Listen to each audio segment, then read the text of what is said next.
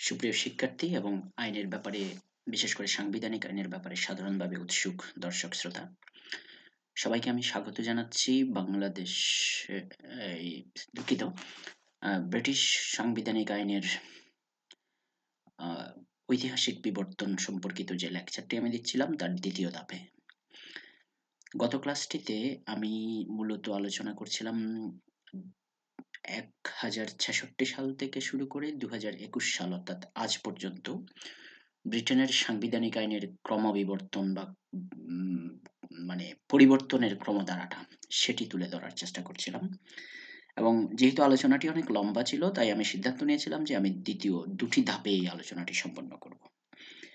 আমি মূল বক্তব্যে যাওয়ার আগে একটু যে কথাটি গত ক্লাসেও বলেছিলাম সেটি আবার একটু রিপিট করে নিই।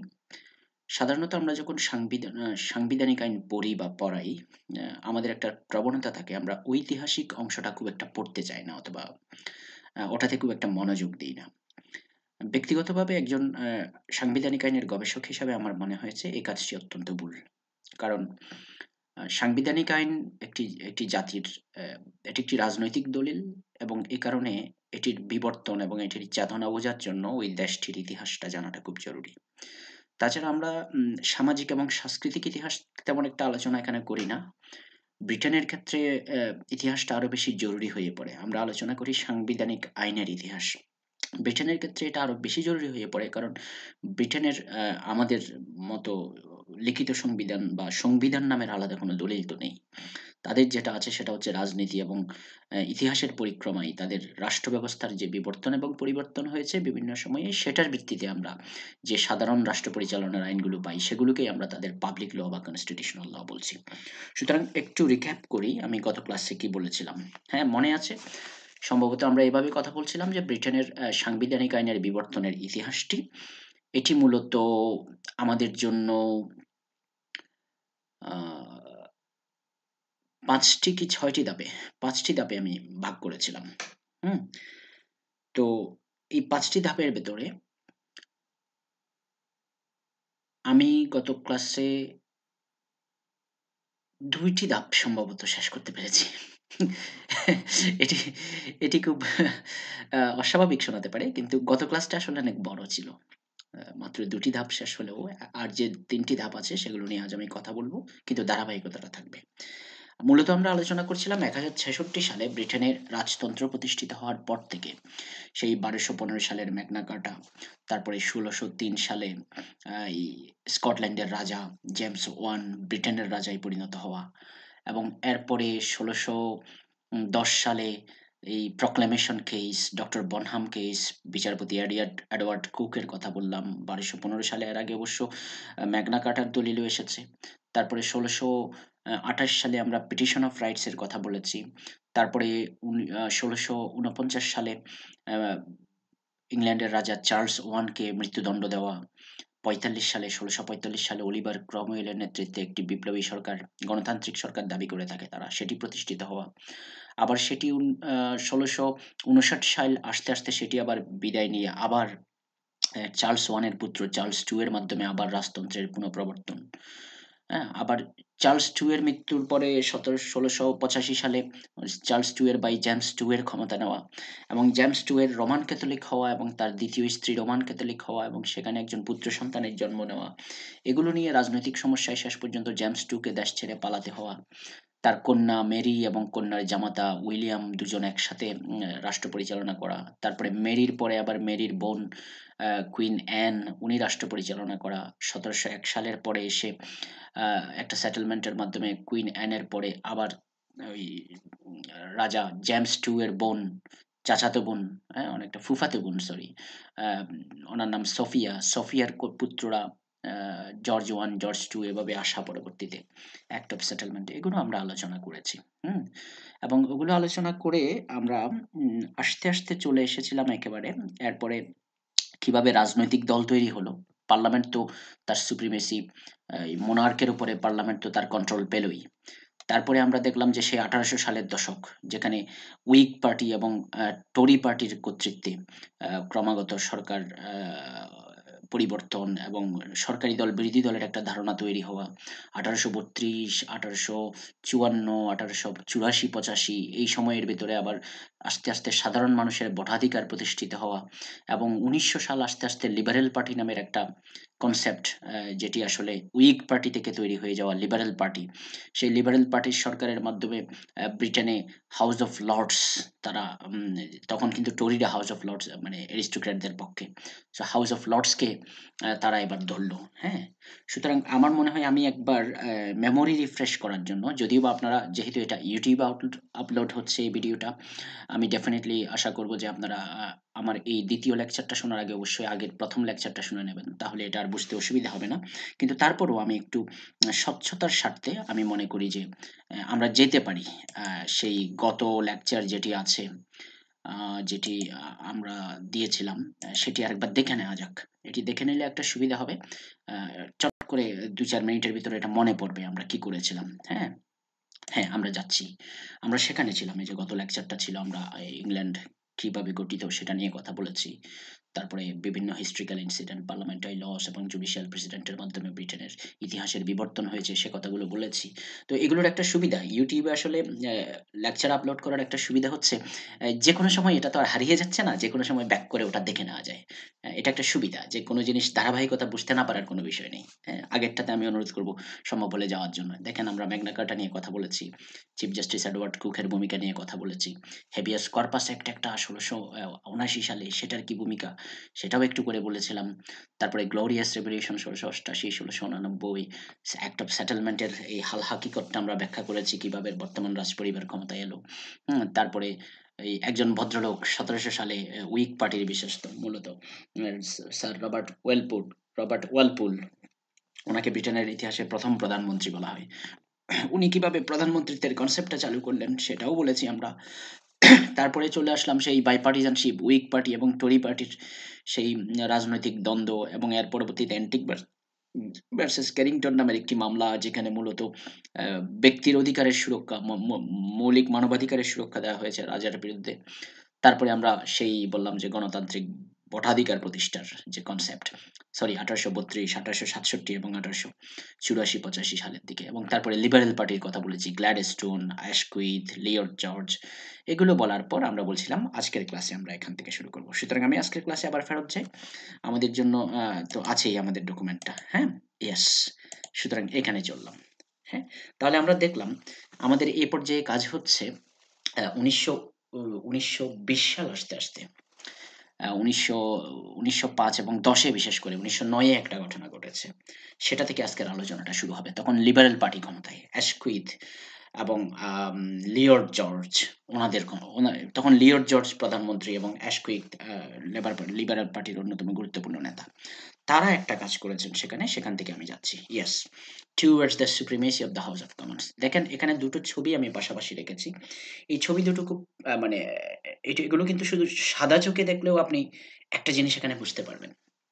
হ্যাঁ, উপরের ছবিটা দেখেন, কত সাদামাটা, ছিমছাম, সোনা চাঁদি নেই, খুব বেশি বাহার নেই। জাস্ট একটা কাঠের সিটের ভেতরে কিছু সবুজ প্লাস্টিকের আসন যেন। হ্যাঁ, আর নিচেরটা দেখেন, এটা হাউস অফ লর্ডস। মানে আসনগুলো কত অত্যাধুনিক। ওই যে ওদিকে সোজা যেটা দেখতে পাচ্ছেন গোল্ডেন, এটা হচ্ছে আসলে রানী আসলে ওখানে বসেন। হ্যাঁ, কি চাকচিক্য, কি জাঁকজমক। এই কথাটা কেন বললাম? ব্রিটেনের দ্বিকক্ষ বিশিষ্ট পার্লামেন্টের ইতিহাসটা যদি আমরা দেখি, রাজা তো পার্লামেন্ট ডাকতেন, আমরা আমরা আমরা দেখে এসেছি। সেই ১৬০০ সালে king Charles 1, Charles 2, James 1, James 2, George 1, George 2, তারপরে ওদিকে সবাই তো পার্লামেন্ট ডাকতেন। তারা পার্লামেন্ট ডাকতেন মূলত বিভিন্ন অঞ্চল, বিভিন্ন ক্যান্টন, বিভিন্ন কাউন্টি, বিভিন্ন ডিভিশন থেকে, যাদের আর্মি আছে, যারা জমিদার, যারা মানুষকে কন্ট্রোল করে, যাদের স্ট্যান্ডিং ফোর্স আছে, ট্যাক্স দেয় রাজাকে, তাদেরকে ডেকে সলা পরামর্শ করে রাজা আসলে যুদ্ধে যাবেন কিনা সেটা সিদ্ধান্ত নিতেন, যুদ্ধের জন্য ট্যাক্স নেবেন কিনা সেটা সিদ্ধান্ত নিতেন। সুতরাং ওই সময়কার কিং ইন পার্লামেন্ট বলতে যে কনসেপ্টটা, ১৬০০ সাল, ১৫০০ সাল, ১৪০০ সাল, ১২০০ সাল, ১৩০০ সাল, এগুলো সবসময় চিন্তা করতে হবে। আমাদের এখনকার মতো করে চিন্তা করলে চলবে না। এগুলো নির্বাচিত জনপ্রতিনিধিদের প্রতিনিধিদের পার্লামেন্ট না। এই পার্লামেন্টটা হচ্ছে সামন্ত প্রভুদের পার্লামেন্ট, যারা রাজাকে এসে পরামর্শ দেবেন, রাজাকে ট্যাক্সের নিশ্চয়তা দেবেন, রাজার আনুগত্য নিশ্চিত করবেন, এলাকায় শাসন এবং রাজার কর্তৃত্ব নিশ্চিত করবেন।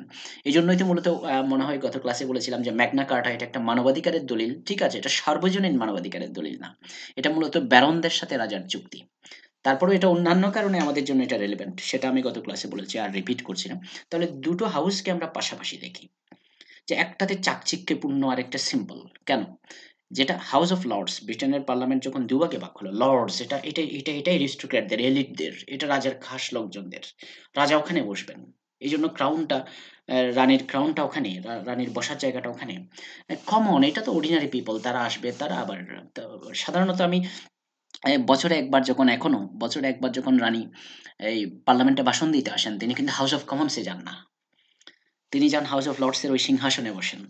এবং তখন উনি বসে ডেকে পাঠান, এখান থেকে খবর পাঠান একজনকে, এটাকে বলা হয় ব্ল্যাক রড, একটা অফিসার আছে।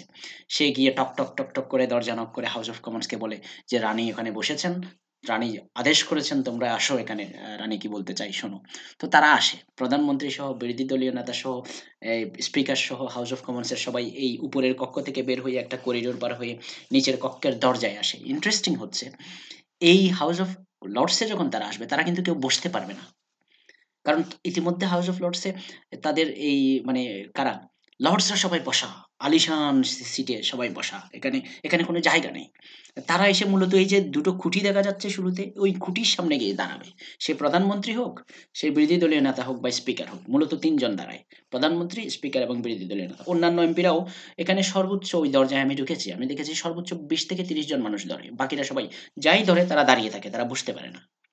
সো ওই ঠাটবাট, ওই চলটা এখনো রয়ে গেছে। যে House of Lords upper house, এটার ক্ষমতা বেশি ছিল। তাহলে ১৯১১ সালে এসে হাউস অফ লর্ডস এর উপরে হাউস অফ কমন্স এর সুপ্রিমেসি কেন আনতে হচ্ছে? এই কথাটা বোঝা দরকার। কারণ হচ্ছে ততদিনে আমরা লিবারেল পার্টি গঠন করে ফেলেছি। ততদিনে কনজারভেটিভ টরি পার্টি তৈরি হয়ে গেছে। পার্টি সিস্টেম তৈরি হয়ে গেছে। এবং উইগরা যখন টরি পার্টিতে, লিবারেল পার্টিতে চলে গেল, লিবারেল পার্টিতে শ্রমিক শ্রেণীর মানুষ, মধ্যবিত্ত মানুষ, সাধারণ জনগণের প্রতিনিধিত্ব বেড়েছে।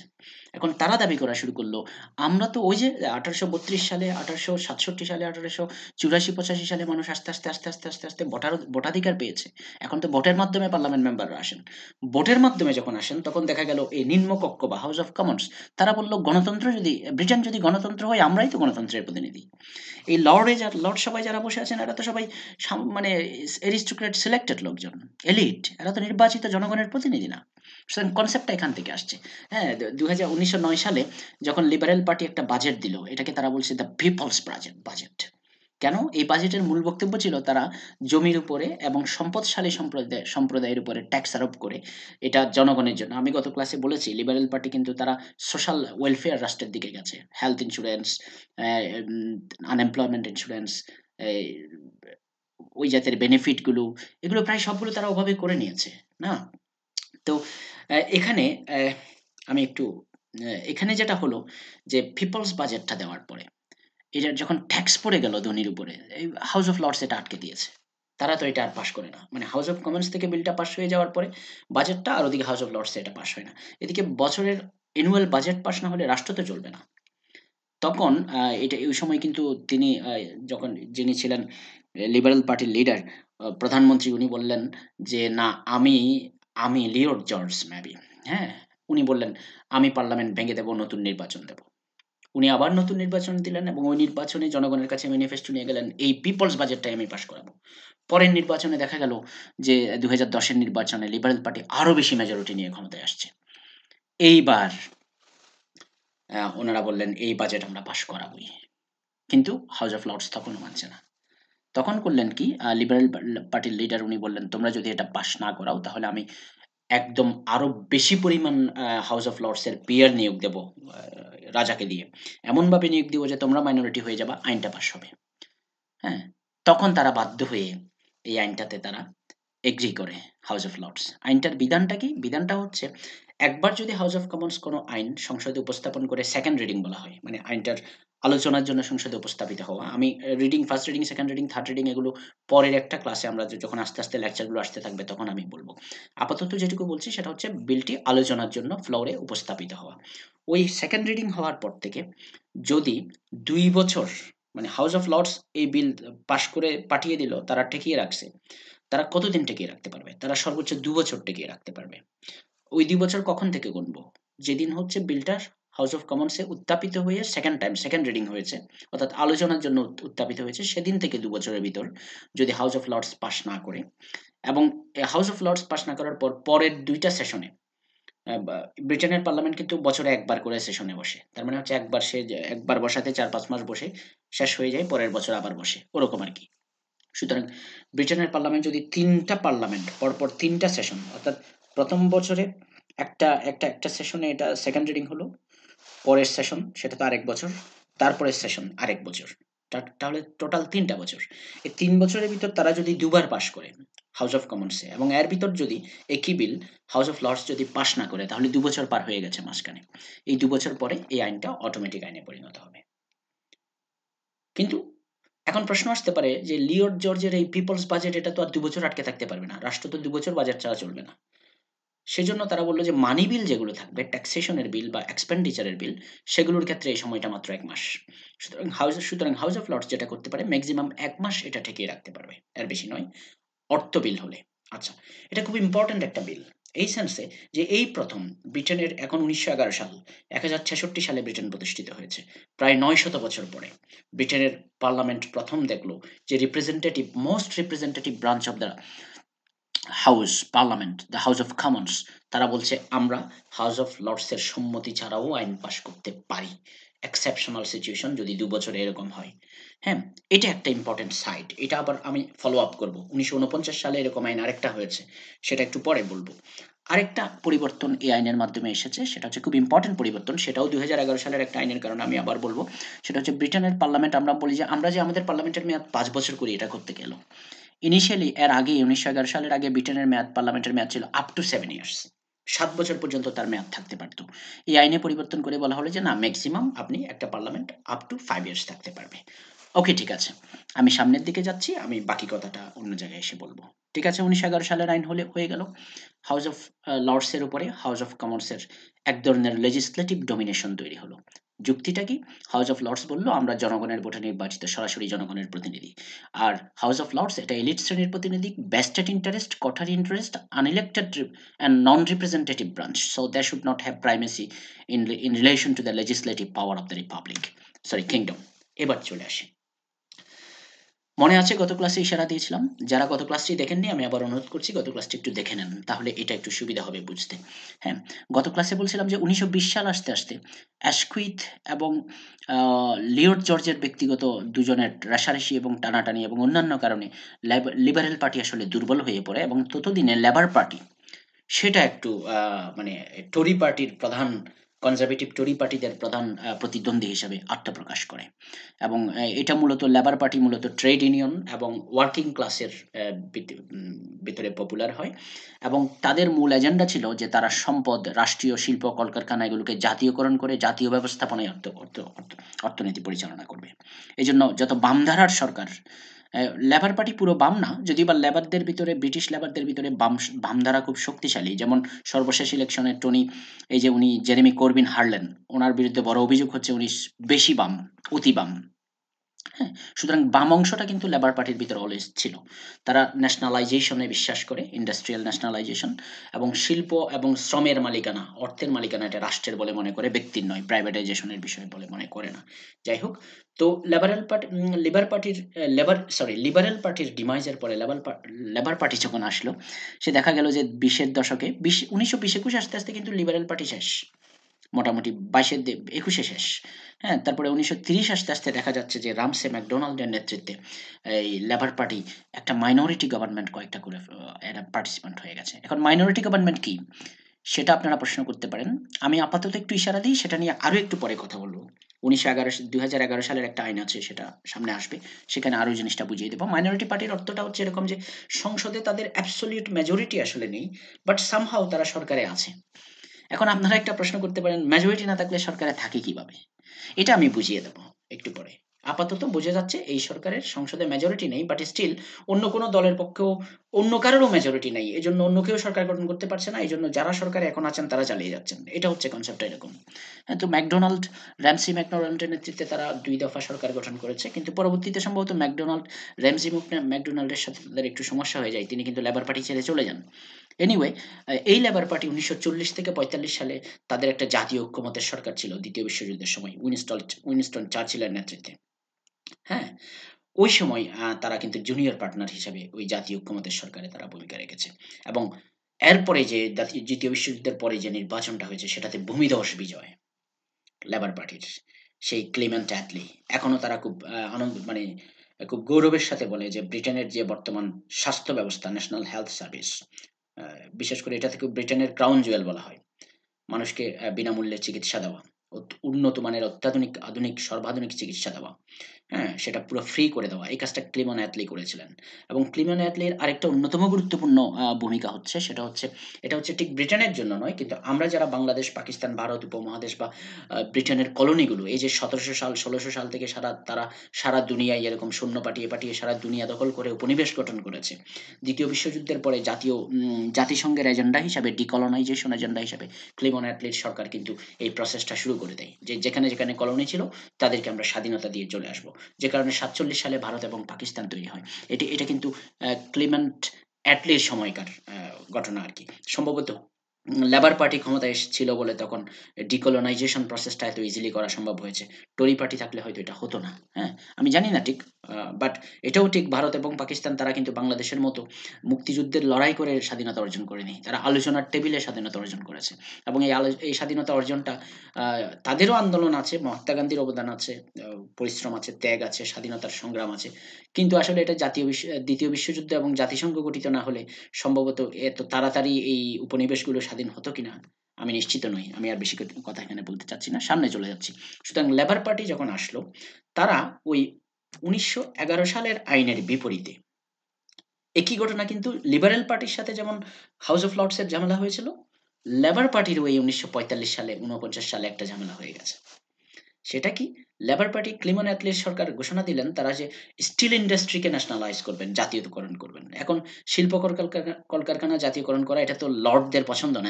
এরাই তো এগুলোর মালিক। এরাই তো ধনীরা, তাই না? সুতরাং তারা এবার আবার বাধা দিল। এবার করলেন কি? আ এই ক্লিমন অ্যাটলির সরকার তারা বলল যে ১৯১১ সালের আইনের চেয়েও আমরা আরেকটু কঠিন করব জিনিসটা। ১৯১১ সালে বলা হয়েছিল আপনি ২ বছর পর্যন্ত ঠেকিয়ে রাখতে পারেন। এখন নতুন আইন করা হয়েছে না, আপনি সর্বোচ্চ ১ বছর পারবেন। তার মানে হচ্ছে একটা এটা কেন করা হলো আমি উদাহরণটা দিলে বুঝতে পারবেন আপনারা। ধরা যাক একটা পার্লামেন্টের মেয়াদ ৫ বছর। এখন হাউস অফ লর্ডস যদি কোন জিনিস ২ বছর আটকে রাখে, তার মানে দাঁড়ালো পার্লামেন্টের ১ম সেশন, ২য় সেশন এবং ৩য় সেশন। এটা যদি এর ভিতরে যদি কোনো আইন হয় তাহলে না, মানে হাউস অফ লর্ডস বাধা দিলে সেটা হয়তো তারা পারবে ৫ বছরের ভিতরে পাস করতে। কিন্তু ৪র্থ এবং ৫ম বর্ষে কোনো আইন যদি বাধা দেয়, তো সেই মেয়াদ তো শেষ। কারণ ও তো ২ বছর আটকে রাখতে পারবে।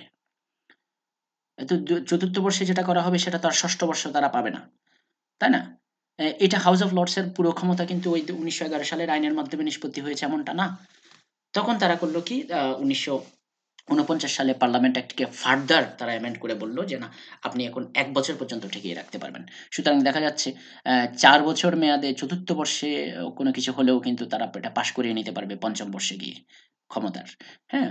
কিন্তু ইন্টারেস্টিং হচ্ছে এই ১৯১১ সালের আইনটার ১৯৪৯ সালের আইনটা যখন সংশোধন হলো, এবার কিন্তু লেবার পার্টি তারা কি করে নাই, সরি হাউস অফ লর্ডস তারা এটাতে সম্মতি দেয়নি। আগেরবার তো চাপে পড়ে দিয়েছিল। বলছিল যে না, এই যে লিওর্ড জর্জ বলছিলেন আপনারা যদি এটা না দেন আমি পিয়ার-টিয়ার নিয়োগ দিয়ে একেবারে পুড়ায় ফেলব। এবার কিন্তু তারা সেটা করেনি।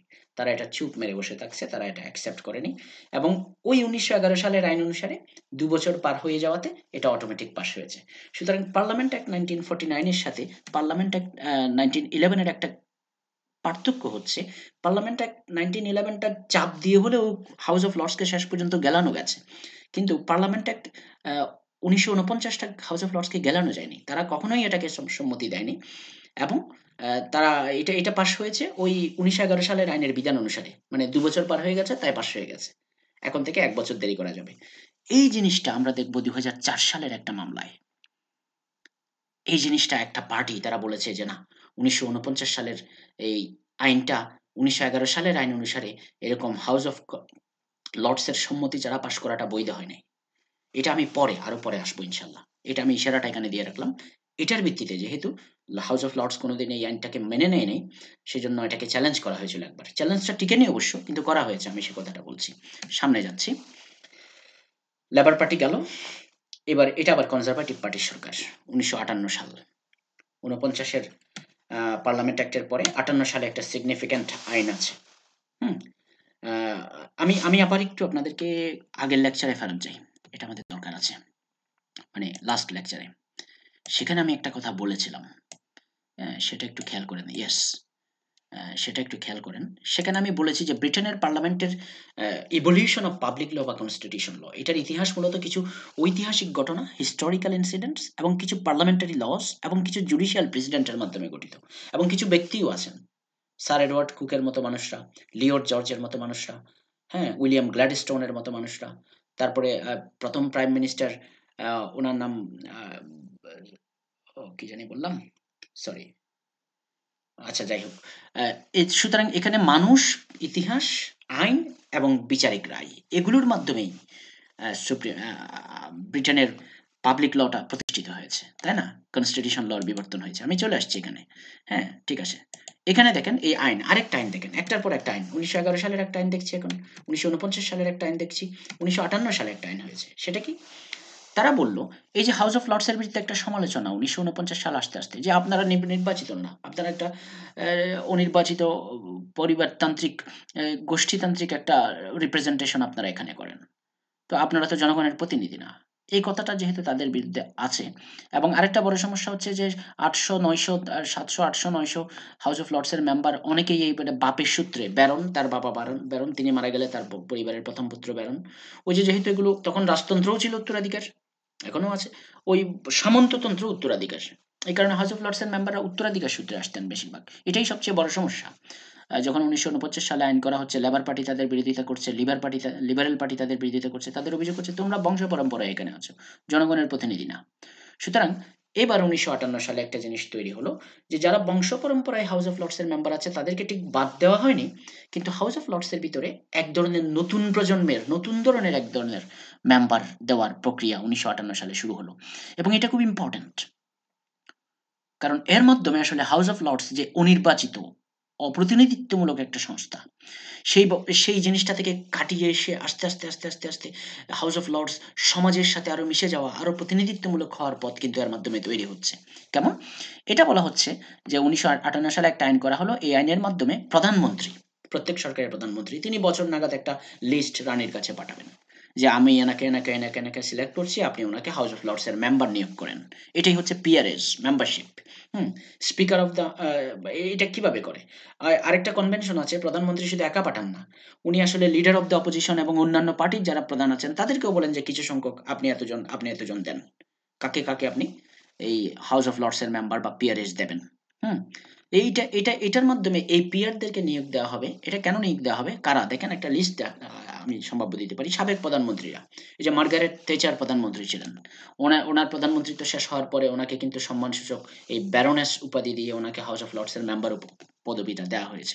অনেকে স্পিকার হাউস অফ লর্ডস এর, হাউস অফ কমন্স এর মেয়াদ শেষে তারা ঝানু রাজনীতিবিদ, সর্বজন শ্রদ্ধেয় রাজনীতিবিদ, দলমত নির্বিশেষে তাদেরকে সম্মানিত করার জন্য হাউস অফ লর্ডস এর মেম্বার নিয়োগ দেওয়া হয়েছে। অনেক ধর্মগুরু এবং সমাজের বিভিন্ন শ্রেণীর মানুষজন, যাদেরকে প্রধানমন্ত্রী বা বিরোধী দলীয় নেতা বা অন্যান্য পার্টি লিডাররা তাদের লিস্ট থেকে কুইনকে রিকমেন্ড করেন যে তাদেরকে পিআর নিয়োগ দেন, তারা নিয়োগ হতে পারে। এবং এই নিয়োগগুলো হেরিডিটারি না, আগেরটার মতো না। আগেরগুলো তো আছেই। এরা হচ্ছে লাইফ টাইম। ধরেন যে কাউকে নিয়োগ দেওয়া হলো, উনি যতদিন বেঁচে আছেন তিনি ততদিন হাউস অফ লর্ডস এর মেম্বার, ব্যারন বা ব্যারোনেস হবেন। সুতরাং এই জিনিসটা যে নিয়োগ দেওয়ার একটা প্রক্রিয়া, রাজনৈতিক প্রক্রিয়ায় হাউস অফ লর্ডস, এর মাধ্যমে কি হলো? এর মাধ্যমে কাদেরকে নিয়োগ দেওয়া হয়? দেশের সবচেয়ে স্বনামধন্য শিক্ষাবিদ, স্বনামধন্য প্রকৌশলী, স্বনামধন্য চিকিৎসক, স্বনামধন্য পেশাজীবী, স্বনামধন্য সাংবাদিক, স্বনামধন্য এই শ্রমিক নেতা এবং ট্রেড ওয়ার্কার, এবং আপনার সমাজের বিভিন্ন শ্রেণী পেশা থেকে মানুষ কিন্তু এখন হাউস অফ লর্ডসে প্রবেশের সুযোগ পেল। যদিও বা সরাসরি নির্বাচনের মাধ্যমে নয়, রাজনৈতিক নমিনেশনের প্রক্রিয়া দিয়ে, but still it is a development. কারণ হাউস অফ লর্ডসের ডেমোক্রেটাইজেশন হচ্ছে আস্তে আস্তে। হ্যাঁ, এরা এখানে আরেকটা সিগনিফিক্যান্ট ইস্যু ছিল। সেটা হচ্ছে তারা কিন্তু কি করেন? তারা এর আগ পর্যন্ত লাইফ পিয়ারেজ অ্যাক্ট 1958 এর আগ পর্যন্ত হাউস অফ লর্ডস এ যারা মেম্বার হিসেবে বসতেন, ওখানে ফিমেল ছিল না। ওই যে ব্রিটেনের রাজপরিবারে যেমন ফিমেলরা মানে আমি গতকালকের ক্লাসে বলছিলাম বর্তমান রানী এলিজাবেথ, ওনার যদি কোনো ভাই থাকতো, বড় হোক বড় হোক, অবশ্যই ছোট হলেও কোনো ভাই যদি ওনার থাকতো, উনি কিন্তু রানী হতে পারতেন না। সুতরাং এটা পুরুষতান্ত্রিক। সুতরাং ওই পিয়ারেজের ক্ষেত্রে হাউস অফ লর্ডসের যারা মেম্বার বংশ পরম্পরায়, তাদের বেলায়ও পরিবারের সন্তানটিকেই সুযোগ দেওয়া হয়, ছেলেটিকেই। তো ফিমেল পিয়ার ছিল না। ১৯৫৮ সালে এই বিধানটা করা হলো যে না, লাইফ পিয়ারেজ যখন দেওয়া হবে আমরা ফিমেল পিয়ার্সও দিতে পারবো। যে কারণে মার্গারেট থ্যাচারের মতো মানুষরা ওখানে যান।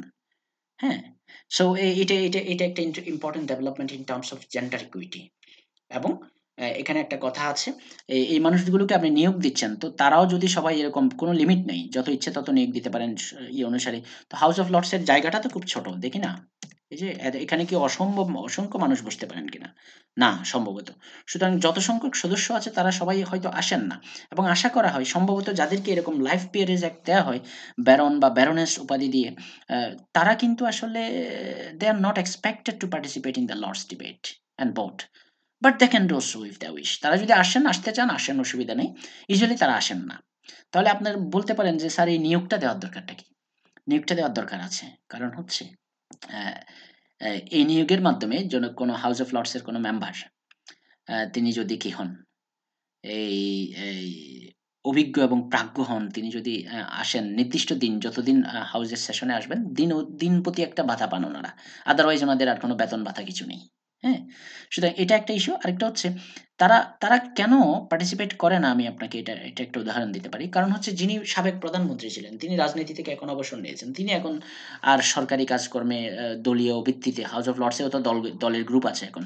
হ্যাঁ, আমি এটাও বুঝিয়ে দেব পরে। মানে হাউস অফ লর্ডস এর লাইফ পিয়ারেজ অ্যাক্ট এর মাধ্যমে পিয়ার নিয়োগ দেওয়ার পর থেকে লিবারেল পার্টির সরকার আসলে যখন নিয়োগ দেয়, লেবার পার্টির সরকার যখন নিয়োগ দেয়, কনজারভেটিভ পার্টির প্রধানমন্ত্রী যখন প্রধানমন্ত্রীর মাধ্যমে নিয়োগ দেন, তো সেখানে মেজরিটি হয়ে যায় না?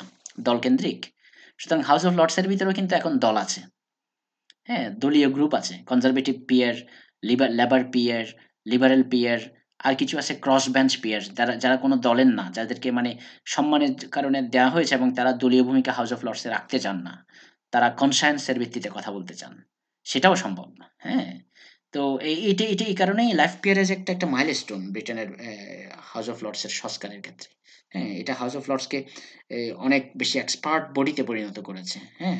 আমি আরো উদাহরণ দেব, কারণ এটা নিয়ে ফার্দার একটা আইন উম ১৯৯৯ সালে হয়েছে। সেটা নিয়েও কথা বলব। এই ব্যাকগ্রাউন্ডে যে ছবিটা দেখছেন আপনারা, এগুলো হচ্ছে হাউস অফ লর্ডসের রানী পার্লামেন্ট ভবনে তার কক্ষ থেকে বের হয়ে হাউস অফ লর্ডসে যেদিন যাবেন, ওই যে সংসদে বক্তৃতা দেওয়ার জন্য, ওই যাওয়ার পথে পিয়াররা বসে থাকেন আরকি, উনাকে স্বাগত জানানোর জন্য। এই দৃশ্যটা আপনারা ব্যাকগ্রাউন্ডে দেখতে পাচ্ছেন। আমি সামনে যাচ্ছি। হুম। আচ্ছা, হাউস অফ লর্ডস এর ইস্যুটা গেল। ১৯৫৮ সালে পিয়ার নিয়োগ দেওয়া হলো। এখন দেখি আমরা আমাদের মূল ব্যাকে চলে আসি এই জায়গায়। আমরা কি বলছিলাম? আমাদের ইতিহাসের ধারাটা ১ম লেকচারে আমরা কভার করেছি মোনার্ক থেকে কিভাবে পার্লামেন্টের সুপ্রিমেসি তৈরি হলো। তারপরের ধাঁচে আমরা দেখিয়েছি পার্লামেন্টের ভিতর কিভাবে পার্টি ডমিন্যান্স তৈরি হলো। এবং একটু আগে দেখালাম হাউস অফ লর্ডস এর উপরে কিভাবে হাউস অফ কমন্স এর প্রাধান্য তৈরি হলো। এবার দেখি হাউস অফ কমন্স এর প্রাধান্য যখন তৈরি হয়ে গেছে, তখন এখন হাউস অফ কমন্স প্রধান, সর্বেসর্বা, পার্লামেন্টারি সুপ্রিমেসি তার হাতে। ক্যাবিনেট সরকার গঠিত হয়েছে। আমরা জানি যে ওয়েস্টমিনিস্টার পার্লামেন্টারি সিস্টেম এটা পার্টি ডমিনেটেড।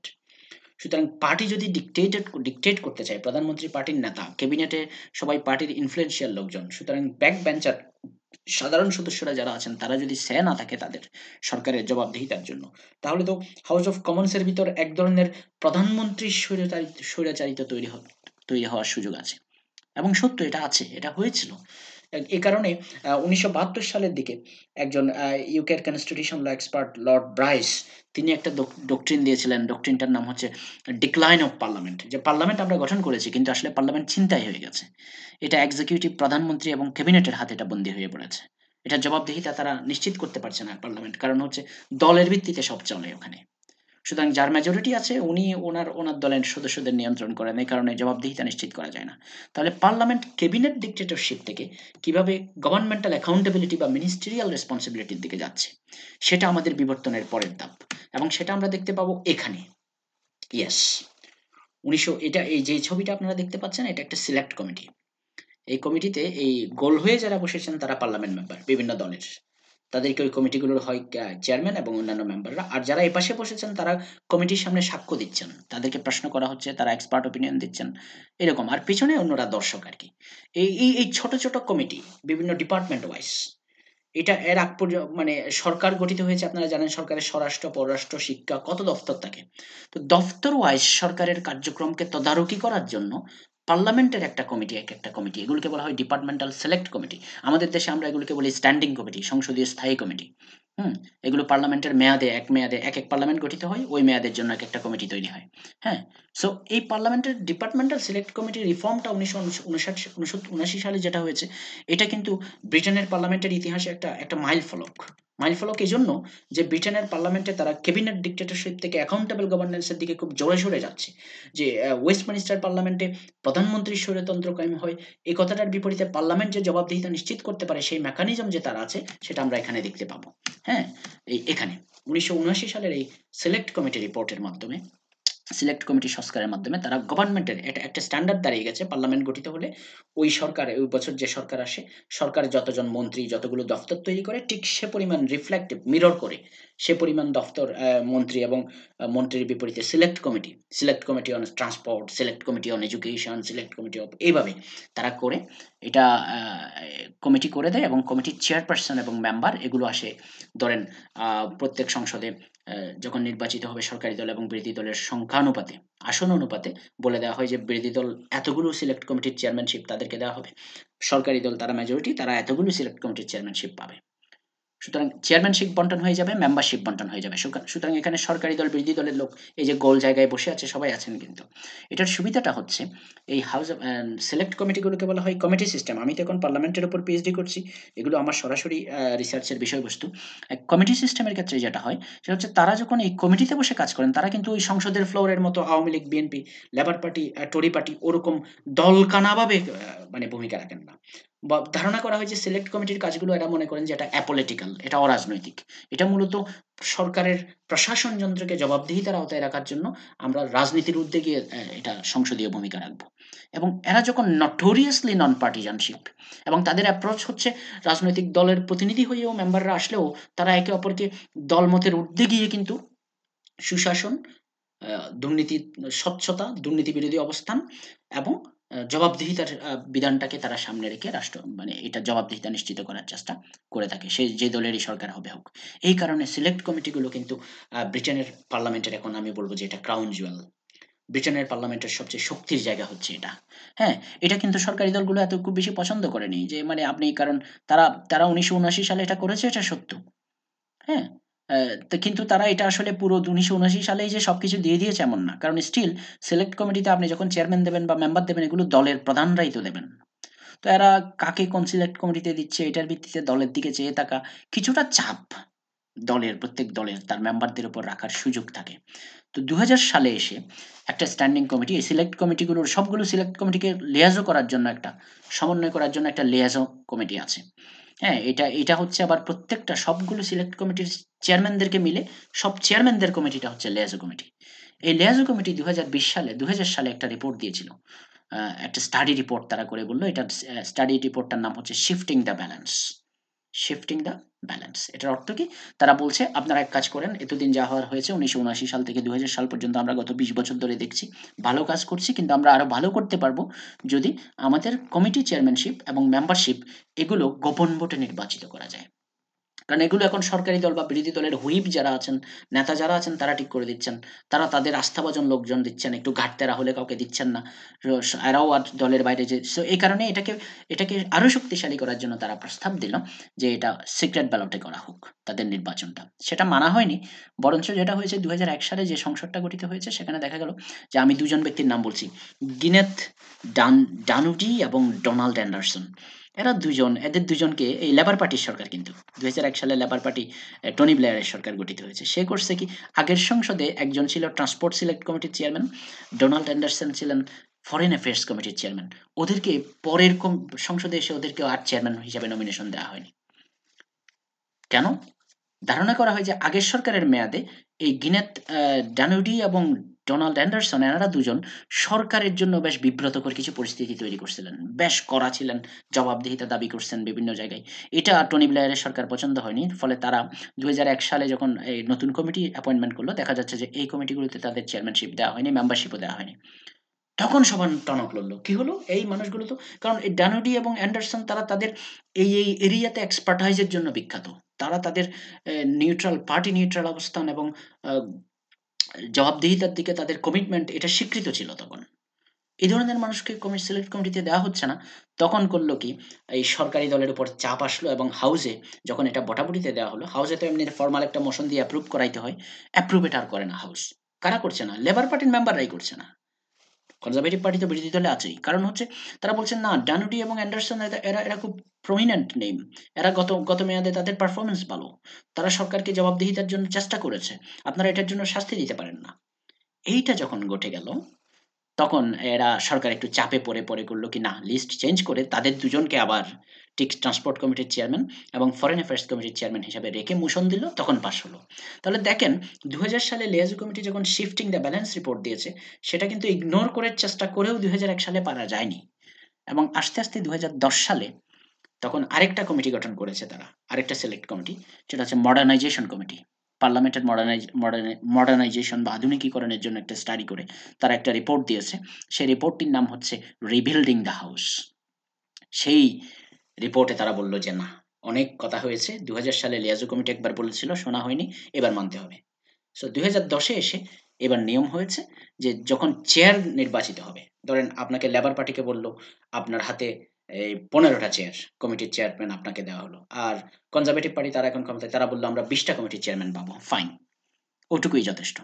ওই চেয়ারম্যানশিপ 15টা কমিটি নির্বাচিত হলো, কিন্তু ওই চেয়ারম্যানশিপের চেয়ারম্যান কাকে করা হবে এটা আর দলগুলো ঠিক করবে না। এটা করা হবে কি, এখন বিধান করা হয়েছে, ওই ধরেন আমি ট্রান্সপোর্ট কমিটির কথা যদি বলি, ট্রান্সপোর্ট কমিটিতে ফর এক্সাম্পল এটা লেবার পার্টিকে দেওয়া হয়েছে, তখন লেবার পার্টি থেকে যারা যারা এটাতে ইন্টারেস্টেড তারা নিজেরা ভোটে দাঁড়াবেন, প্রার্থিতা করবেন, এবং সেই ভোটের উপরে, সেই প্রার্থিতার উপরে সবাই ভোট দেবে। লেবার পার্টি, কনজারভেটিভ পার্টি সবাই পুরো হাউস ভোট দিয়ে যাকে ম্যাক্সিমাম ভোট দেয় তিনি চেয়ার নির্বাচিত হবেন। তো এটার সুবিধাটা কি? এটার সুবিধাটা হচ্ছে যখন একজন মেম্বার ওপেন ফোরামে ক্রস পার্টি দুই মানে সব মেম্বারদের সম্মিলনে একটা নির্বাচনে তিনি যখন নির্বাচিত হয়ে আসবেন, তখন কিন্তু আর দলের পক্ষ থেকে তাকে বলা সম্ভব হয় না যে তোমাকে আমি দিচ্ছি এই জিনিসটা। ওনার একটা ইন্ডিপেন্ডেন্ট ম্যান্ডেট তৈরি হয়, বেসিস তৈরি হয়। হ্যাঁ, মডার্নাইজেশন কমিটির report, rebuilding of the house রিপোর্টের এটাই সুবিধা, যে ডিপার্টমেন্টাল সিলেক্ট কমিটিকে গভর্নমেন্টের জবাবদিহিতার জন্য, আমরা বলছিলাম না ক্যাবিনেট ডিক্টেটরশিপ থেকে অ্যাকাউন্টেবল গভর্নমেন্টের দিকে যাওয়ার পথে, এটা একটা বড় উদাহরণ, এটা একটা বড় মাইল ফলক। 1979 সালে কমিটি সিস্টেম হয়েছে, সেটাও একটা মাইল ফলক। 2000 সালে লিয়াজু কমিটি রিপোর্ট দিয়েছে, সেটাও একটা স্টেপ। 2021 সালে সরকারের প্রস্তাবকে না করে দিয়েছে, সেটাও আরেকটা স্টেপ। কিন্তু ফাইনাল আমরা আউটকাম পাচ্ছি 2010 সালে এসে, যে কমিটি চেয়ার সেটা ওপেন ব্যালটে, সব একদম ওপেন ফ্লোরে সব দলের মেম্বাররা ভোট দেবেন, কিন্তু যে দলকে কমিটি চেয়ারম্যান দেওয়া হয়েছে সেই দলের সদস্যরা ওখানে দাঁড়াবেন। এরকম করে একটা কমিটির চেয়ারম্যান নির্বাচিত হবে। চেয়ারম্যানরা আস্তে করে তার সরকার এবং তার দল থেকে আলাদা হয়ে গেল এখন। আর যেটা করলো সেটা হচ্ছে, ঠিক আছে, বাকি মেম্বার যে কজন আসে সেটা কি হবে, সেই মেম্বাররাও কিন্তু আর কি করবেন না, ওই নিজ দলের নেতারা নিয়োগ দেবেন না। বলা হয়েছে ওই দলের ভিতরে যারা মেম্বার আছেন, ধরেন লেবার পার্টিকে এই ট্রান্সপোর্ট কমিটিতে 5টা চেয়ারম্যান মেম্বার দেওয়া হয়েছে, এই 5জন লেবার পার্টির নেতা ঠিক করবেন না। এটা হচ্ছে লেবার পার্টির যদি 100 জন এমপি থাকে, ওই 100 জন এমপি সিক্রেট ব্যালটের মাধ্যমে বলবেন কোন 5জন ওখানে যাবেন। সো এখানেও সুতরাং মেম্বার এবং chairman house of select committee তারা কিন্তু দল থেকে আলগা হয়ে গেলেন। এমনিতে ক্রস পার্টি অ্যাপ্রোচ, তাদের অ্যাপলিটিক্যাল অরাজনৈতিক অ্যাপ্রোচ, এটার কারণে আসলে ব্রিটেনের পার্লামেন্টের মাধ্যমে সরকারের জবাবদিহিতা নিশ্চিত করার ক্ষমতা বেড়ে গেছে। এবং এই কারণে একজন স্কলার বলে থাকেন যে parliament at work is actually parliament in committee. কারণ হাউস অফ লর্ডস বা হাউস অফ কমন্স বা যে কোনো দেশের পার্লামেন্ট বলি, যেটা সাধারণ অধিবেশন, সেখানে তো হইচই, শত শত মানুষ, কয় মিনিট কে সময় পায়, রাজনৈতিক কথাবার্তা, ওটাই চলে। কিন্তু মূল কাজটা, পার্লামেন্টের কাজ যদি হয় সরকারের জবাবদিহিতা নিশ্চিত করা, সেটা হবে সিলেক্ট কমিটিতে। এবং ইউকে সিলেক্ট কমিটি এখন বিশ্বের কমনওয়েলথ পার্লামেন্টারি সিস্টেমগুলোর জন্য এটা একটা রোল মডেল। হ্যাঁ, আমি এবার সামনে যাচ্ছি। আমরা না একটু ব্যাক করি, বারবার ওই জায়গায় গেলে ভালো। এই যে এখানে আমরা ছিলাম, এখানে ক্যাবিনেট ডিক্টেটরশিপ থেকে অ্যাকাউন্টেবল গভর্নমেন্টের দিকে রওনা দিল। ঠিক আছে, পরের স্টেজে তাহলে কি হচ্ছে এখন? পরের স্টেজটা হচ্ছে অ্যাকাউন্টেবল গভর্নমেন্ট এনশিওর হওয়ার পরে আমরা দেখব, এখন আমরা হাউস অফ লর্ডসের উপর হাউস অফ কমন্সের ডমিনেশন পেয়েছি, মোনার্কের উপর পার্লামেন্টের ডমিনেশন পেয়েছি, পার্লামেন্টের উপর পার্টির ডমিনেশন পেয়েছি, এবার পাবো যে কোর্টের ডমিনেশন গভর্নমেন্ট এবং এই পার্লামেন্টের উপর। এটা কিভাবে আমি একটু দেখাচ্ছি। হ্যাঁ, আমরা যাই, সামনে যাই। ওকে, ইয়েস, টনি ব্লেয়ার। তাকে তো চেনেন। 1997 সালে মার্গারেট থ্যাচার এবং জন মেজর টানা প্রায় মার্গারেট থ্যাচার কনজারভেটিভ পার্টির, জন মেজর কনজারভেটিভ পার্টির 1997 সালে টনি ব্লেয়ার যখন ক্ষমতায় আসেন, অনেক বছর পরে, দ্বিতীয় বিশ্বযুদ্ধের সেই এটলের পরে অনেক বছর পরে ক্ষমতায় আসলো লেবার পার্টি। এবং টনি ব্লেয়ারের লেবার পার্টিকে তখন বলা হয় যে ইট ইজ এ নিউ লেবার, মানে আগের লেবার পার্টি নাই, উনি এটাকে চেঞ্জ করে ফেলেছেন। হ্যাঁ, ওনার বিশাল একটা অবদান আছে। Tony Blair is not a popular person for our country, আমাদের মুসলিম বিশ্বে উনি পপুলার না। সাদ্দাম হোসেনের বিরুদ্ধে লড়াই, জর্জ ডব্লিউ বুশের এবং আমেরিকার তাবেদারি করার অভিযোগ ওনার বিরুদ্ধে আছে। হুম? এবং ব্রিটেন যে আমেরিকার একেবারে মানে অনেকটা অনুগত ভৃত্যের মতো হয়ে যাওয়ার কথাও অনেকে বলেন। আমি বলছি না। এটাও কিন্তু টনি ব্লেয়ার আমলে শুরু হয়েছে এবং টনি ব্লেয়ার ওনার দলের ভিতরে পপুলার না। এখন যে লেবার পার্টি এখানে হচ্ছে, মানে অন্তত জেরেমি করবিনের লেবার পার্টিতে উনি হি ওয়াজ আনএক্সেপ্টেবল। কিন্তু যাই হোক, টনি ব্লেয়ার ব্রিটেনের জন্য একটা দারুণ কাজ করেছেন, সেটা হচ্ছে উনি একটা প্যাকেজ রিফর্ম প্রপোজাল নিয়ে এসেছেন 1997 সালে ক্ষমতায় আসার পর। অনেক দিন পর লেবার পার্টি ক্ষমতায় এসছে। তারা বলছে আমরা কিছু গুরুত্বপূর্ণ এবং মৌলিক পরিবর্তন করব, যে পরিবর্তনগুলোর মাধ্যমে ব্রিটেনের সাংবিধানিক আইনের নতুন সূচনা তৈরি হবে। এখানে ৩টা আইনের কথা আমি উল্লেখ করছি: human rights act, House of Lords act এবং কনস্টিটিউশন রিফর্ম অ্যাক্ট। আমি একটু হাউস অফ লর্ডস অ্যাক্টটা প্রথমে ধরি, কারণ হচ্ছে হাউস অফ লর্ডস অ্যাক্টটা প্রথমে ধরলে সেটা আমি ওখান থেকে মিলাতে পারবো। এই যে এখান থেকে 1958 সালের লাইফ পেরেজ অ্যাক্টের সাথে এটা মিলানো যাবে, 1949 সালের পার্লামেন্ট অ্যাক্টের সাথে মেলানো যাবে, 1911 সালের পার্লামেন্ট অ্যাক্টের সাথে মেলানো যাবে। ঠিক আছে, একটু দেখি কি হয়েছে সেখানে। House of Lords act, yes, 1999 সালে। এখানে তিনি যেটা করলেন মনে আছে যে 1958 সালের হাউস অফ লর্ডস অ্যাক্টের মাধ্যমে মূলত এখানে কিছু পিয়ার, লাইফ পিয়ার নিয়োগ দেওয়া হয়েছে, যারা হেরিডিটারি না, তারা হচ্ছে সাবেক প্রধানমন্ত্রী, সাবেক স্পিকার, সাবেক এরকম। হ্যাঁ, 1999 সালে এসে হাউস অফ লর্ডসের একটা ব্যাপক সংস্কার করে ফেললেন, কারণ তখন পর্যন্ত ওই অভিযোগটা খুব জোরালোভাবে আছে হাউস অফ লর্ডসের বিরুদ্ধে। বলা হচ্ছে আপনারা অনির্বাচিত, আপনারা বংশ পরম্পরায় আসেন, আপনারা বেস্টেড ইন্টারেস্টকে রিপ্রেজেন্ট করেন। এই কথাটা তো সবসময় আছে হাউস অফ লর্ডসের বিরুদ্ধে, হাউস অফ কমন্সের অভিযোগটা আছে সবসময়। তো এই কারণে 1999 সালের হাউস অফ লর্ডস অ্যাক্টের মাধ্যমে টনি ব্লেয়ারের সরকার যেটা করে, ওই যে শত বংশ পরম্পরায় পিয়ার ছিল, তাদেরকে বলা হলো যে না বাবা, আর বেশি না, মাত্র 92 জন রাখবো, আর সব বাদ। তো 92 জন একটা সিক্রেট ব্যালটের মাধ্যমে উনি লটারির মাধ্যমে করেছেন, পরে আইনের মাধ্যমে। এই 92 জন হেরিডিটারি পিয়ার ছাড়া এখন বর্তমানে আর কোনো পিয়ার, মানে বংশ পরম্পরায় হাউস অফ লর্ডসে নাই। ফলে কি হলো, হাউস অফ লর্ডসের সংস্কারের একটা পর্যায়ে এখন আমরা চলে আসছি যে এখানে নির্বাচিত হয়নি তারা এখনো, কিন্তু বংশ পরম্পরায় শুধুমাত্র গোষ্ঠীতন্ত্র হিসেবে হাউস অফ লর্ডসের মেম্বার হওয়ার প্রবণতাটা নাই। সেটা একটা, ওই 92 হেরিডিটারি পিয়ার যারা আছেন তাদেরকেও বলা হলো যে আপনারা মারা যাওয়ার পরে আপনাদের পুত্র সন্তানরা আর এটা উত্তরাধিকার সূত্রে এটা আর ইনহেরিট করতে পারবেন না, আপনারা লাইফ পেয়ার, আপনারা যতদিন বেঁচে আছেন ততদিন থাকতে পারবেন। আরও কিছু ক্যাটাগরি তারা তৈরি হয়েছে। এটা একটা বড় দিক যে হাউস অফ লর্ডসের বংশ পরম্পরার ইতিহাসটা এখানে এসে থেমে যাচ্ছে। এবং ওই সময় একটা ডিবেট ছিল, হাউস অফ লর্ডসকে কি পুরো অ্যাবলিশ করে দেবো, কারণ আলট্রা আলট্রা আলট্রা মানে যারা একটু প্রত্যেকটা দলে একটু উগ্রপন্থীরা আছে না, লেবার পার্টির একটা উগ্রপন্থী অংশ বলছে যে হাউস অফ লর্ডসের দরকারই নেই আমাদের, এটাও প্রয়োজনীয়। আরেক দল বলছে না, দরকার আছে, কিন্তু আমরা এভাবে এই সিলেকশন মেথডে যাব না, আমরা হাউস অফ কমন্সের মতো হাউস অফ লর্ডসকেও ডাইরেক্ট নির্বাচন, সরাসরি জনগণের ভোটে হাউস অফ লর্ডসের মেম্বাররা নির্বাচিত হয়ে আসুক, কোনো অসুবিধা নেই। আর মাঝখানের একটা পথ হচ্ছে তারা বলল যে না, মধ্যপন্থা, তারা বলছে না, এটা বিলুপ্তিরও দরকার নেই, ডাইরেক্ট ইলেকশন দিতে পারলে ভালো। কেন দিচ্ছে না সেটা নিয়ে আমি বলবো, একটু ইশারা পাবেন আপনারা। একটা কাজ করি, সংস্কার করি। এই সংস্কারের প্রক্রিয়াটা হচ্ছে এটা, মানে 1958 সালের লাইফ পিয়ার অ্যাক্টের পরে এখানে এসে 92 জন হেরিডিটারি পিয়ার রেখে মাত্র বাকিগুলো তারা এই পিয়ারেজটা ওই প্রধানমন্ত্রীর সুপারিশে, বিরোধী দলীয় নেতার সুপারিশে এবং দলীয় নেতার সুপারিশে প্রতি বছর বছর মাননীয় রানী কর্তৃক, মহামান্য রানী কর্তৃক দেওয়া। এর মাধ্যমে কি হচ্ছে, কেন এখন প্রশ্ন হচ্ছে তারা ডাইরেক্ট ইলেকশনের দিকে যাচ্ছে না কেন? এটা খুব ইন্টারেস্টিং গল্প। ডাইরেক্ট ইলেকশনের দিকে যাচ্ছে না এই জন্য হাউস অফ কমন্স মনে করতেছে যদি আমরাও সরাসরি নির্বাচিত, এরা সবাই যদি সরাসরি নির্বাচিত হয়, তাহলে এই যে বছর শত শত বছর ধরে তাদের বিরুদ্ধে অভিযোগ দিয়ে আসছি যে আমরা সুপেরিয়র, আমরা ডমিন্যান্ট, আপনারা নির্বাচিত না, আমরা নির্বাচিত, তো এই কথাটা তো আমরা আর বলতে পারবো না, দুইজনই সমান হয়ে যাবে। তখন হাউস অফ লর্ডস এবং হাউস অফ কমন্সের রিপ্রেজেন্টেটিভ ম্যান্ডেট যদি ইকুয়াল হয়ে যায়, তাহলে আপনি কিভাবে বলবেন যে House of Lords, House of Commons House of লর্ডসের উপরে থাকবে অন্তত আইন প্রণয়নের ক্ষেত্রে? এটা তো বলা যাবে না। সুতরাং এটা একটা বড় সমস্যা যে আমি সংস্কার চাই কিন্তু আবার মনে মনে চাইও না। হাউস অফ লর্ডসকে পুরো নির্বাচিত করে দিলে আমি আর কিভাবে সুপেরিয়র থাকি? এই কারণে সম্ভবত এখনো পর্যন্ত হাউস অফ লর্ডসকে কেউ ডাইরেক্ট আর অ্যাবলিশও করে না। কারণ তারা মনে করে যে দ্বিকক্ষ বিশিষ্ট সংসদ লাগবে। দ্বিপক্ষ বিশিষ্ট সংসদ কেন লাগবে সেটার কিছু ব্যাখ্যা আমি সম্ভবত ভারতের সংবিধান এবং যুক্তরাষ্ট্রের সংবিধান দুটোই নিয়ে আমি কথা বলবো ইনশাল্লাহ। এই চ্যানেলে আমি এগুলো আপলোড করব, আমার প্ল্যান আছে ইনশাল্লাহ, আল্লাহ যদি বাঁচিয়ে রাখেন। তো সেখানে হয়তো আমি এই বাইক্যামেরালিজম বা দ্বিকক্ষ বিশিষ্ট পার্লামেন্টের সুবিধা অসুবিধা নিয়ে একটু কথা বলবো, তখন বুঝতে পারবেন আরো সিরিয়াসলি যে কেন দ্বিপক্ষ মানে হাউস অফ লর্ডসকে পুরো বিলুপ্ত করা যাবে না। আবার এটাও তো এখন বুঝতে পারছেন কেন তারা হাউস অফ লর্ডসকে ডাইরেক্টলি ইলেক্ট করতে চায় না। তারা বর্তমানে যে ফরম্যাটে রিফর্মটা করেছে সেটা হচ্ছে হাউস অফ লর্ডস থেকে হেরিডিটারি পিয়াররা বলতে গেলে একদম নেই। সে ৯২ জন যারা ১৯৯৯ এর পরে আছে, তারা অনেকে তারা মারা গেলে আর তারপর তাদের পুত্র সন্তানরা আর আসছেন না। হ্যাঁ? সেটা একটা।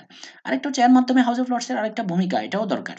যে সরাসরি নির্বাচিত হলে হাউস অফ লর্ডস আর কমন্স এর তো পার্থক্য নেই। কিন্তু হাউস অফ লর্ডস এটা আমরা যুক্তরাষ্ট্রের সংবিধানে আমি বলছিলাম তো, যুক্তরাষ্ট্রের সংবিধান এবং ভারতের এই যেটা আমরা রাজ্যসভা, লোকসভার বিপরীতে সেটা দেখার সময় দেখব এই আপার চেম্বার যেগুলোকে বলা হয়, মানে হাউস অফ লর্ডস, সিনেট এবং ওদিকে রাজ্যসভা ভারতের, এই আপার চেম্বারগুলোর একটা বৈশিষ্ট্য হচ্ছে তাদেরকে বলা হয় যে তারা মুরব্বী, তারা একটু কুল থাকবেন।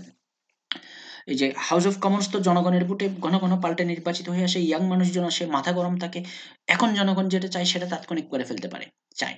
আর যারা অনির্বাচিত বা একটু কুল হেডেড, একটু দীর্ঘমেয়াদী, তারা বলছেন যে না, একজন একজন বিশ্ববিদ্যালয়ের শিক্ষক বা একজন আইনজীবী বা একজন চিকিৎসক বা একজন গবেষক, উনি তো আর একদম মানে আজকের কালকের ভোটে নির্বাচিত হওয়া ইউপি চেয়ারম্যানের মতো করে কথা বলবেন না, তাই না? ওনার একটা ভার থাকবে, ওনার একটা এক্সপার্টাইজ থাকবে। উনি একটু কুল হেডেড চিন্তা করবেন। উনি যখন চিন্তা করবেন তখন একটু ৩০ বছর মেয়াদী চিন্তা করবেন হয়তো। যদি আর যার যদি সরাসরি নির্বাচিত যে ৫ বছর, সে বলবে যে আগামী ৫ বছর পরে বেটা আমার আবার নির্বাচন আছে, সে নির্বাচনে জনগণ আমাকে কি বলবে? এখন যেটা দরকার সেটা দেখব। সুতরাং লোয়ার হাউসগুলোর একটা টেনডেন্সি থাকে, সেটা হচ্ছে প্রেজেন্টিস্ট টেনডেন্সি। আর আপার হাউসগুলোর একটা টেনডেন্সি থাকে, লং টার্ম ভিশন তাদের থাকে, এক্সপার্টাইজ থাকে, কুলনেস থাকে। এবং এই কারণে মূলত হাউস অফ লর্ডসকে সরাসরি নির্বাচিত না করার এটাও একটা যুক্তি অনেকে বলে থাকেন যে না, হাউস অফ লর্ডসে আমরা দেশের সেরা শিক্ষাবিদদেরকে রাখবো। এখন এটা যদি নির্বাচনের দিকে চলে যায়, শিক্ষাবিদরা বুথে পাইছে, তারা নির্বাচন করতে আসবে? হ্যাঁ, বুদ্ধিজীবীরা নির্বাচন করতে আসবে? সুশিক্ষিত বিজ্ঞানীরা নির্বাচন করতে আসবে? এরা তো নাও আসতে পারে। তাহলে আমরা মেধাবী লোকজনগুলো, যাদের এই সমস্ত পিওর মানে এই মাঠের ঘাটের রাজনীতির দিকে আগ্রহ নাই, তাদেরকে আমরা পার্লামেন্টে কিভাবে পাবো? এটা একটা যুক্তি। এ কারণে অনেকে বলছেন যে হাউস অফ লর্ডস এটা আপার চেম্বার হিসেবে এটাকে থাকতে হবে। প্লাস এটাকে ফুললি ইলেক্টেড করারও দরকার নাই। এটা এভাবে চলুক। যে বছর, বছর প্রধানমন্ত্রী বা রাজনৈতিক সরকারগুলো বা বিরোধী দল, তাদের পক্ষ থেকে দেশের সম্মানিত বিজ্ঞ প্রাজ্ঞ লোকজনদেরকে আমরা বিভিন্ন শ্রেণী পেশার যারা লিডিং ফিগার, যারা বোঝেন ওই জায়গাগুলোতে, তাদেরকে আমরা এখানে নিয়োগ দিই। এ কথাটা কিন্তু সত্য। বর্তমানে ব্রিটেনের হাউস অফ লর্ডস এটা কিন্তু আগের সেই অভিযোগটা অনির্বাচিত, বংশ পরম্পরায় আসে, লেখাপড়া জানে না, এটা বলা যাবে না। বরঞ্চ হাউস অফ লর্ডস এখন বেশি লেখাপড়া জানে, বেশি এক্সপার্ট, বেশি কুল, এবং ওখানকার মানুষগুলো ঠান্ডা মাথার মানুষ এবং জানে প্রত্যেকটা যে কমিটিতে আছে তিনি সেই কমিটির এক্সপার্ট। একেকজন লর্ড জ্ঞানের, বুদ্ধির, বিবেকের কত, আমি তো পার্লামেন্ট নিয়ে গবেষণা করছি। আমি একজনের কথা জানি যে লর্ড ফিলিপ নর্টন, উনি গত ৪০ বছর ধরে সারা পৃথিবীতে পার্লামেন্টের উপর সবচেয়ে বড় এক্সপার্ট উনি। উনি হাউস অফ লর্ডস এর মেম্বার। সো এই এক্সপার্টাইজ ড্র করার জন্য হয়তো ডাইরেক্ট ইলেকশন মেথডে যাচ্ছে না। ঠিক আছে? আমি ১৯৯৯ সালের হাউস অফ লর্ডস এর সংস্কার প্রক্রিয়া সম্পর্কে আপনাদেরকে বললাম। এবার আমি একটু ব্যাক করি আবার ওই টনি ব্লেয়ারের রিফর্মের জায়গায়। আচ্ছা, দেখলাম হাউস অফ লর্ডস আরো বেশি ডাইভার্সিফাইড হলো, এক্সপার্টাইজড হলো। এবার চলে আসছি যে জুডিশিয়াল রিভিউর কনসেপ্টটা কিভাবে আসছে। তার আগে দুটো জিনিস, হিউম্যান রাইটস অ্যাক্ট এবং কনস্টিটিউশনাল রিফর্ম অ্যাক্ট 2005, এটা আমি একটু ধরি। হিউম্যান রাইটস অ্যাক্ট এটা করেছে কি, এটার একটা ইতিহাস আছে যে আম, আমরা জানি যে আমরা মুখে মুখে বলি, আমরা যখন বাংলাদেশের সাংবিধানিক আইন পড়ি, আমরা ব্রিটেনে বলে থাকি যে ব্রিটেনে জুডিশিয়াল রিভিউ নেই। কথাটা সত্য, আবার পুরো সত্যও না। ব্রিটেনে জুডিশিয়াল রিভিউ নেই ওই সেন্সে নেই যে আমাদের দেশে যেমন পার্লামেন্টের আইনকে বিচার বিভাগ কর্তৃক অসাংবিধানিক ঘোষণা করার সুযোগ থাকে, সেটা এখানে নাই। কারণ আমরা বলি যে আমাদের কনস্টিটিউশনাল সুপ্রিমেসি, পার্লামেন্ট কোনো আইন করলে ভারতে এটা বলে, আমেরিকাতে এটা বলে, বাংলাদেশে এটা বলে, পার্লামেন্ট কোনো আইন করলে সে আইন যদি সংবিধানের সাথে অসামঞ্জস্যপূর্ণ হয় আদালত সেটা বাতিল করবে, সেটা জুডিশিয়াল রিভিউ, সেটা ব্রিটেনে নাই সম্ভবত। কিন্তু আমরা যদি বলি যে সরকারের এই কাজটা অন্যায়, যে অন্যায় হয়েছে, পুলিশের এই অ্যারেস্টটা অন্যায় হয়েছে, এটা এটা অসাংবিধানিক বেআইনি হয়েছে, আমরা যদি বলি যে writ of mandamus, writ of habeas corpus, writ of, এগুলো কিন্তু ব্রিটেনে আছে। আমরা মূলত এগুলো ব্রিটেন থেকেই পেয়েছি। যে নির্বাহী বিভাগের কাজকর্মের জুডিশিয়াল রিভিউ করার এখতিয়ার ব্রিটেনের কোর্টের সবসময় ছিল। এটাই তো, এই কারণেই তো আমরা প্রক্লামেশন কেসে দেখেছি, ডক্টর বনহাম কেসে দেখেছি, এবং আমরা ওই অ্যান্টিক ভার্সেস কেরিংটন মামলায় গত ক্লাসে এই ৩টা জিনিস আমি আলোচনা করেছি। সেখানে দেখেছি সরকারের কাজকে বেআইনি বলছে কোর্ট। তার মানে judicial review of the executive action কিন্তু আছে, এবং সেটাকে তারা বলে যে common law review. Common law হচ্ছে জাজমেড ল, এবং কমন ল এর ৩টা কনসেপ্ট আছে। একটা হচ্ছে সরকারের কাজকে তারা রিজনেবল কিনা, প্রপোর্শনেট কিনা, এবং রেশনাল কিনা। এটাকে বলা হয় যে রিজনেবলনেস, প্রপোর্শনালিটি এবং রেশনালিটি টেস্ট। এই ৩টা জিনিসকে একসাথে বলে লিগ্যালিটি টেস্ট। সুতরাং গভর্নমেন্ট অ্যাক্টের লিগ্যালিটি করা যায় টেস্ট করার এখতিয়ার ওই জুডিশিয়াল রিভিউটা কিন্তু ছিল। সুতরাং আমরা যখন এই কনফিউশনটা আমি আমার শিক্ষার্থীদেরকে এই জুডিশিয়াল ইউকে কনস্টিটিউশনাল ল এর আলোচনার একেবারে গোড়ার দিকে আমি এটা পরিষ্কার করে দিচ্ছি, ব্রিটেনের জুডিশিয়াল রিভিউ নেই এই কথাটা আংশিক সত্য। জুডিশিয়াল রিভিউ অফ পার্লামেন্টারি লসটা ছিল না, judicial review of executive action আছে, এবং ও কারণেই আমরা আমাদের দেশে ওই যে ৫ ধরনের রিট, এগুলো তো ব্রিটেন থেকে আসছে। এটা একটা মাথায় রাখো। এখন বলতে পারেন তাহলে এটা যদি আগে থেকেই থেকে থাকে তাহলে হিউম্যান রাইটস অ্যাক্ট 1998 এর এই বিশেষত্বটা কি? আসলে হিউম্যান রাইটস অ্যাক্ট 1998 এর মাধ্যমে ব্রিটেনের জুডিশিয়ারি পার্লামেন্টের আইনকেও জুডিশিয়াল রিভিউ করার একটা জায়গা, একটুখানি স্কোপ পেয়েছে। এই কারণে এটাকে আমি বলছি এটা সিগনিফিক্যান্ট। কীরকম স্কোপ? উদাহরণ দিচ্ছি যে 1950 সালে ইউরোপের একটা, আমরা সবাই জানি, European Convention on human rights একটা হয়েছে, এবং সেটা বাস্তবায়ন করার জন্য European Court of human rights আছে। এবং আমরা এটাও জানি যে 1972 সালে ব্রিটেন কিন্তু ইউরোপিয়ান ইউনিয়নের মেম্বার হয়েছিল, এবং ইউরোপিয়ান ইউনিয়নের মেম্বার হওয়ার কারণে ইউরোপিয়ান ইউনিয়নের আইন ব্রিটেনের জন্য আইন, তাই না? সুতরাং এই ইউরোপিয়ান কনভেনশন অন হিউম্যান রাইটসের মেম্বার তারা স্টিল 1950 সাল থেকে, ইউরোপিয়ান ইউনিয়নের আইন মেম্বার তারা 1972 সাল থেকে। এ কারণে ইউরোপিয়ান কোর্ট অফ হিউম্যান রাইটসের জুরিসপ্রুডেন্স তাদের জন্য বাধ্যকরী। ব্রিটেনের যে কোনো নাগরিক তার রাষ্ট্রের বিরুদ্ধে অভিযোগ নিয়ে ইউরোপিয়ান কোর্ট অফ হিউম্যান রাইটসে গিয়ে বলতে পারে আপনারা ইউরোপিয়ান কনভেনশনের এই অধিকারটি আমার লঙ্ঘন করেছেন। তখন তারা রায় দিয়ে বলতে পারে যে United kingdom is in violation of his convention duty, তাই না? এই জিনিসটা নিয়ে ব্রিটেনে অনেক দিন রাজনীতি হয়েছে। 1997 সালে টনি ব্লেয়ার আসতে আসতে তারা বললেন যে আমরা বলি আমাদের দেশে হিউম্যান রাইটস রিভিউ নাই, আমাদের এখানে বিল অফ রাইটস নাই, ফান্ডামেন্টাল রাইটসের গ্যারান্টি ওই অর্থে যেভাবে কনস্টিটিউশন আকারে নাই, কিন্তু আমাদের তো আসলে কনভেনশনের মাধ্যমে আছে, যেটা বিদেশের আদালতে, ইউরোপিয়ান আদালতে আমাদেরকে জবাবদিহি করতে হয়। তাহলে এত বাইরের আদালত দিয়ে করি কেন?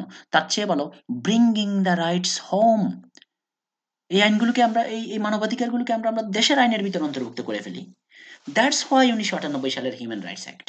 এটা মূলত ইউরোপিয়ান কনভেনশন অন হিউম্যান রাইটসের যে আইন, মানবাধিকারগুলোর তালিকা আছে, সেগুলোকে তারা একটা রাষ্ট্রীয় আইনের ভিতর ঢুকিয়ে ফেলেছে। এখন থেকে এটা ডোমেস্টিকলি এনফোর্সেবল। ইউরোপের কোর্ট যেমন করবে, ব্রিটেনের কোর্টও তেমন করতে পারবে, এগুলো অ্যাপ্লাই করতে পারবে। হ্যাঁ, হিউম্যান রাইটস অ্যাক্টের মাধ্যমে।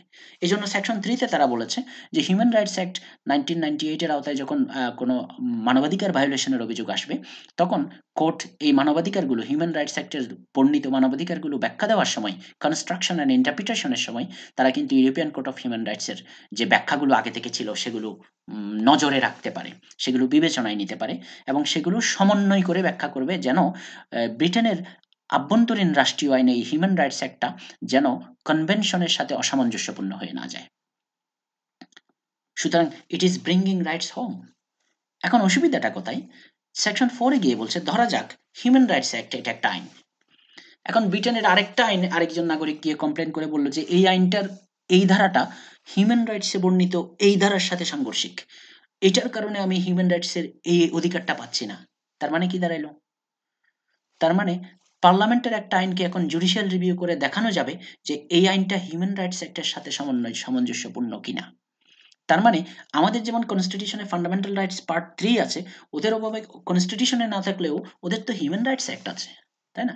সুতরাং ধারণা করা হচ্ছে পার্লামেন্টের অন্যান্য আইন যেগুলো হবে সেগুলো যেন হিউম্যান রাইটস অ্যাক্টের সাথে সমন্বয়পূর্ণ হয়। তার মানে কি? এটাকে আরেকটা ভাবে বলতে পারি যে ব্রিটেনে পার্লামেন্টারি সুপ্রিমেসি আছে। ব্রিটেনের পার্লামেন্ট যেকোনো আইন করতে পারে, যেকোনো আইন বাতিল করতে পারে, নতুন যেকোনো আইন করতে পারে। কিন্তু এখন দেখা যাচ্ছে হিউম্যান রাইটস অ্যাক্টের মতো কিছু আইন যেগুলো খুব বেশি ইম্পর্টেন্ট, সেগুলো সম্ভবত পার্লামেন্ট নিজেই ভায়োলেট করতে পারে না। তার মানে কি? পার্লামেন্টের আমি বারবার এই শব্দটা ব্যবহার করছি, তার মানে কি? আসলে পার্লামেন্টের সোভারেইনটি এটার উপর একটু লিমিট চলে আসছে এবং বিচার বিভাগের একটা দেখার সুযোগ চলে আসছে যে পার্লামেন্টের কোনো আইনের উপর সে রিভিউ করে দেখতে পারে কিনা, চেক করে দেখতে পারে কিনা হিউম্যান রাইটস অ্যাক্টের সাথে এটা সামঞ্জস্যপূর্ণ কিনা। এটাই তো জুডিশিয়াল রিভিউ অফ লেজিসলেশন, তাই না? এজন্য এটাকে আমি সিগনিফিক্যান্ট মাইলস্টোন বলছি। তবে এখানে একটা পার্থক্য আছে। হ্যাঁ, ব্রিটেনের কোর্ট আমাদের দেশের কোর্টের মতো বলতে পারবে না যে পার্লামেন্টের এই আইনটি সংবিধানের এত নম্বর অনুচ্ছেদের সাথে অসামঞ্জস্যপূর্ণ বলে এটা বাতিল। তারা এটা বলবে না। কারণ শত শত বছর ধরে তাদের দেশে এরকম এই পার্লামেন্টারি সুপ্রিমেসি আছে। পার্লামেন্টের আইনকে জুডিশিয়াল রিভিউ করা যায় না বলে স্বীকৃতি আছে। এখন হঠাৎ করে তারা যদি পার্লামেন্টের আইন বাদ করে দিতে শুরু করে, তা তো সমস্যা। এজন্য সেকশন 4 এ বলল আপনি ঠিক বাদ করে দিয়েন না, আপনি বলিয়েন যে ইট ইজ ইনকম্প্যাটিবল। এটাকে মানে ডিক্লারেশন অফ ইনকম্প্যাটিবিলিটি। এই আইনটির এই ধারাটি হিউম্যান রাইটসের অ্যাক্টের এই ধারার সাথে অসামঞ্জস্যপূর্ণ বলে আমরা ঘোষণা করলাম, বাকিটা পার্লামেন্ট দেখবে। বাতিল, ইনভ্যালিড বলবে না। ডিক্লারেশন অফ ইনভ্যালিডিটি না, ডিক্লারেশন অফ ইনকম্প্যাটিবিলিটি। এটার সুবিধাটা হচ্ছে মানে পার্লামেন্টের সাথে সরাসরি সংঘাতে গেল না কোর্ট, কিন্তু কোর্ট পার্লামেন্টকে দেখিয়ে দিল যে আপনার এই আইনটা হিউম্যান রাইটস অ্যাক্টের এই ধারার সাথে একটু সাংঘর্ষিক, আপনি এটা একটু দেখেন। তাহলে এই যে কোর্টের পক্ষ থেকে আদালতকে পার্লামেন্টকে বলা আপনি এটা একটু দেখেন, এটার মানে কি? এটার মানে হচ্ছে পার্লামেন্টের সুভরেইনটি যেটা আছে সেটাকে রেসপেক্ট করা হলো, আবার একই সাথে পার্লামেন্টের একটু গ্যাপ, আইনের একটা গ্যাপও দেখিয়ে দেওয়া হলো। এইটাকে অনেকেই এখন বলছেন it is a constitutional dialogue, যে বিচার বিভাগ নির্বাহী বিভাগকে একটা সংকেত দিচ্ছে। এটা কানাডা থেকে এসেছে। কানাডাতে যখন 1980 সালে তারা charter of human rights charter of rights নিয়েছে, সেই চার্টার অফ রাইটস একটা বিধান এরকম ছিল যে কোর্ট, কানাডার কোর্ট, তারা কানাডার পার্লামেন্টকে বলবে আপনার এই আইনটা একটু দেখেন, এটা মনে হয় অসামঞ্জস্যপূর্ণ। তখন কানাডার পার্লামেন্ট এটা বিচার বিবেচনা করবে, সরকার এটার বিবেচনা করবে, তারা যদি মনে করে যে এটা সংস্কার করা দরকার করবে। এই কনসেপ্টটা যখন ব্রিটেনে চলে আসছে, এটাকে কেউ কেউ বলছেন, অনেক প্রফেসর, আমি নামধাম বলছি না, আমি ওই লাইনে এখন গবেষণা করছি, যেহেতু এটা টেক্সট বইয়ের আলোচনা আমি বেশি গভীরে যাচ্ছি না। আমেরিকার কিছু এক্সপার্ট, ব্রিটেনের এবং কানাডার কিছু এক্সপার্ট এটাকে বলছেন এটাও জুডিশিয়াল রিভিউ, বাট এটা সফট রিভিউ। এটা তো সরাসরি ইনভ্যালিড করে দিচ্ছে না, সিগন্যাল দিচ্ছে ইনভ্যালিড হতে পারে। এই জন্য এটাকে অনেকে সফট জুডিশিয়াল রিভিউ বলে, আমাদের দেশে উইক জুডিশিয়াল রিভিউ বলে। আমরা যেটা বাংলাদেশে বা ভারতে বা আমেরিকাতে দেখব সেটা হতে পারে strong judicial review, hard review, তারা বাতিল করে দিচ্ছে সাথে সাথে। ওরকম না। তো তারা যখন ডিক্লারেশন অফ ইনকম্প্যাটিবিলিটি ঘোষণা করে তখন ওই পার্লামেন্টের হাউস অফ লর্ডস এবং হাউস অফ কমন্সের একটা যৌথ কমিটি আছে, joint committee on human rights, তারা ওখান থেকে ওটা পিক করে। হ্যাঁ, যেহেতু কোর্ট এটা ডিক্লেয়ার করেছে ইনকম্প্যাটিবল, তাহলে এবার সরকারের কি রেসপন্স আমরা দেখি। They follow up the government response, they advise the parliament that আমার মনে হয় যে কোর্টের এই জিনিসটা আমাদের বিবেচনায় নেওয়া উচিত, এবং তারা প্রয়োজনে শুনানিতে বিচারকদেরকেও ডাকতে পারে সাক্ষী কথাবার্তা বলার জন্য, এক্সপার্ট ওপিনিয়ন নেওয়ার জন্য। তারা স্টাডি করে পার্লামেন্টকে অ্যাডভাইস করবে যে এই আইনটা নিয়ে কি করা যায়। হুম। সো এটা এটার সাথে সাথে একটা পর্যায়ে দেখেন, কোর্ট বলছে আপনার এটা ইনকম্প্যাটিবল হতে পারে, জয়েন্ট কমিটি বলছে আমি এটা দেখছি। তারও আগে একটা কাজ আছে। যখন সরকার কোনো আইন পার্লামেন্টের কাছে পেশ করে তখন যে মন্ত্রী এটা উপস্থাপন করেন, তার এটা একটা ট্র্যাডিশন, এটা একটা রিকোয়ারমেন্ট। ওনাকে বলতে হয় আমি যে আইনটা উপস্থাপন করছি এই আইনটা আমার জানা মতে হিউম্যান রাইটস অ্যাক্টের সাথে অসামঞ্জস্যপূর্ণ নয়।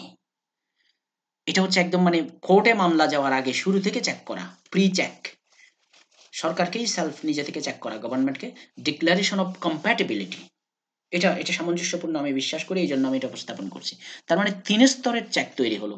মানবাধিকারকে ডোমেস্টিক লতে ইনক্লুড করা হলো ইউরোপিয়ান কমিশন থেকে এনে, কনভেনশন থেকে এনে, এবং সেই আইনটা যেন ওই যে আমরা আমাদের সংবিধানের, বাংলাদেশের সংবিধানের ২৬ নম্বর অনুচ্ছেদে বলেছি parliament shall not make any law inconsistent with fundamental rights. Parliament fundamental rights এর সাথে ইনকনসিস্টেন্ট ল করবেই না।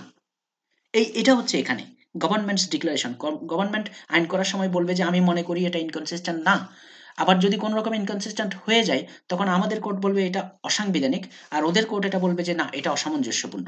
তখন এটা ওই joint committee on human rights তারা এটা পিক করবে, গভর্নমেন্টকেও একটা রিপ্লাই দিতে হয় এটার উপরে। হ্যাঁ, সেটার ভিত্তিতে কাজ হয়। এজন্য এটাকে আমরা কনস্টিটিউশনাল ডায়ালগ মেথড বলছি।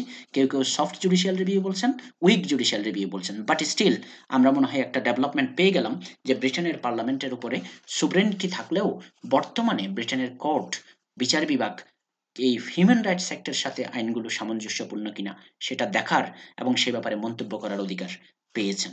হুম, এটা নিয়ে একটু কথা আছে। হিউম্যান রাইটস অ্যাক্ট হওয়ার পর থেকে এখানে আমাদের এখানে অ্যাজাইলাম সিকার বা শরণার্থীরা, ইমিগ্রেশন প্রত্যাশীরা অনেকেই কিন্তু তাদেরকে ওই জোরপূর্বক এখান থেকে পাঠিয়ে দেওয়ার আগে তারা নানা ধরনের জুডিশিয়াল রিভিউ, আপিল, হ্যান ত্যান এগুলো করে করে অনেক সময় কাটায়।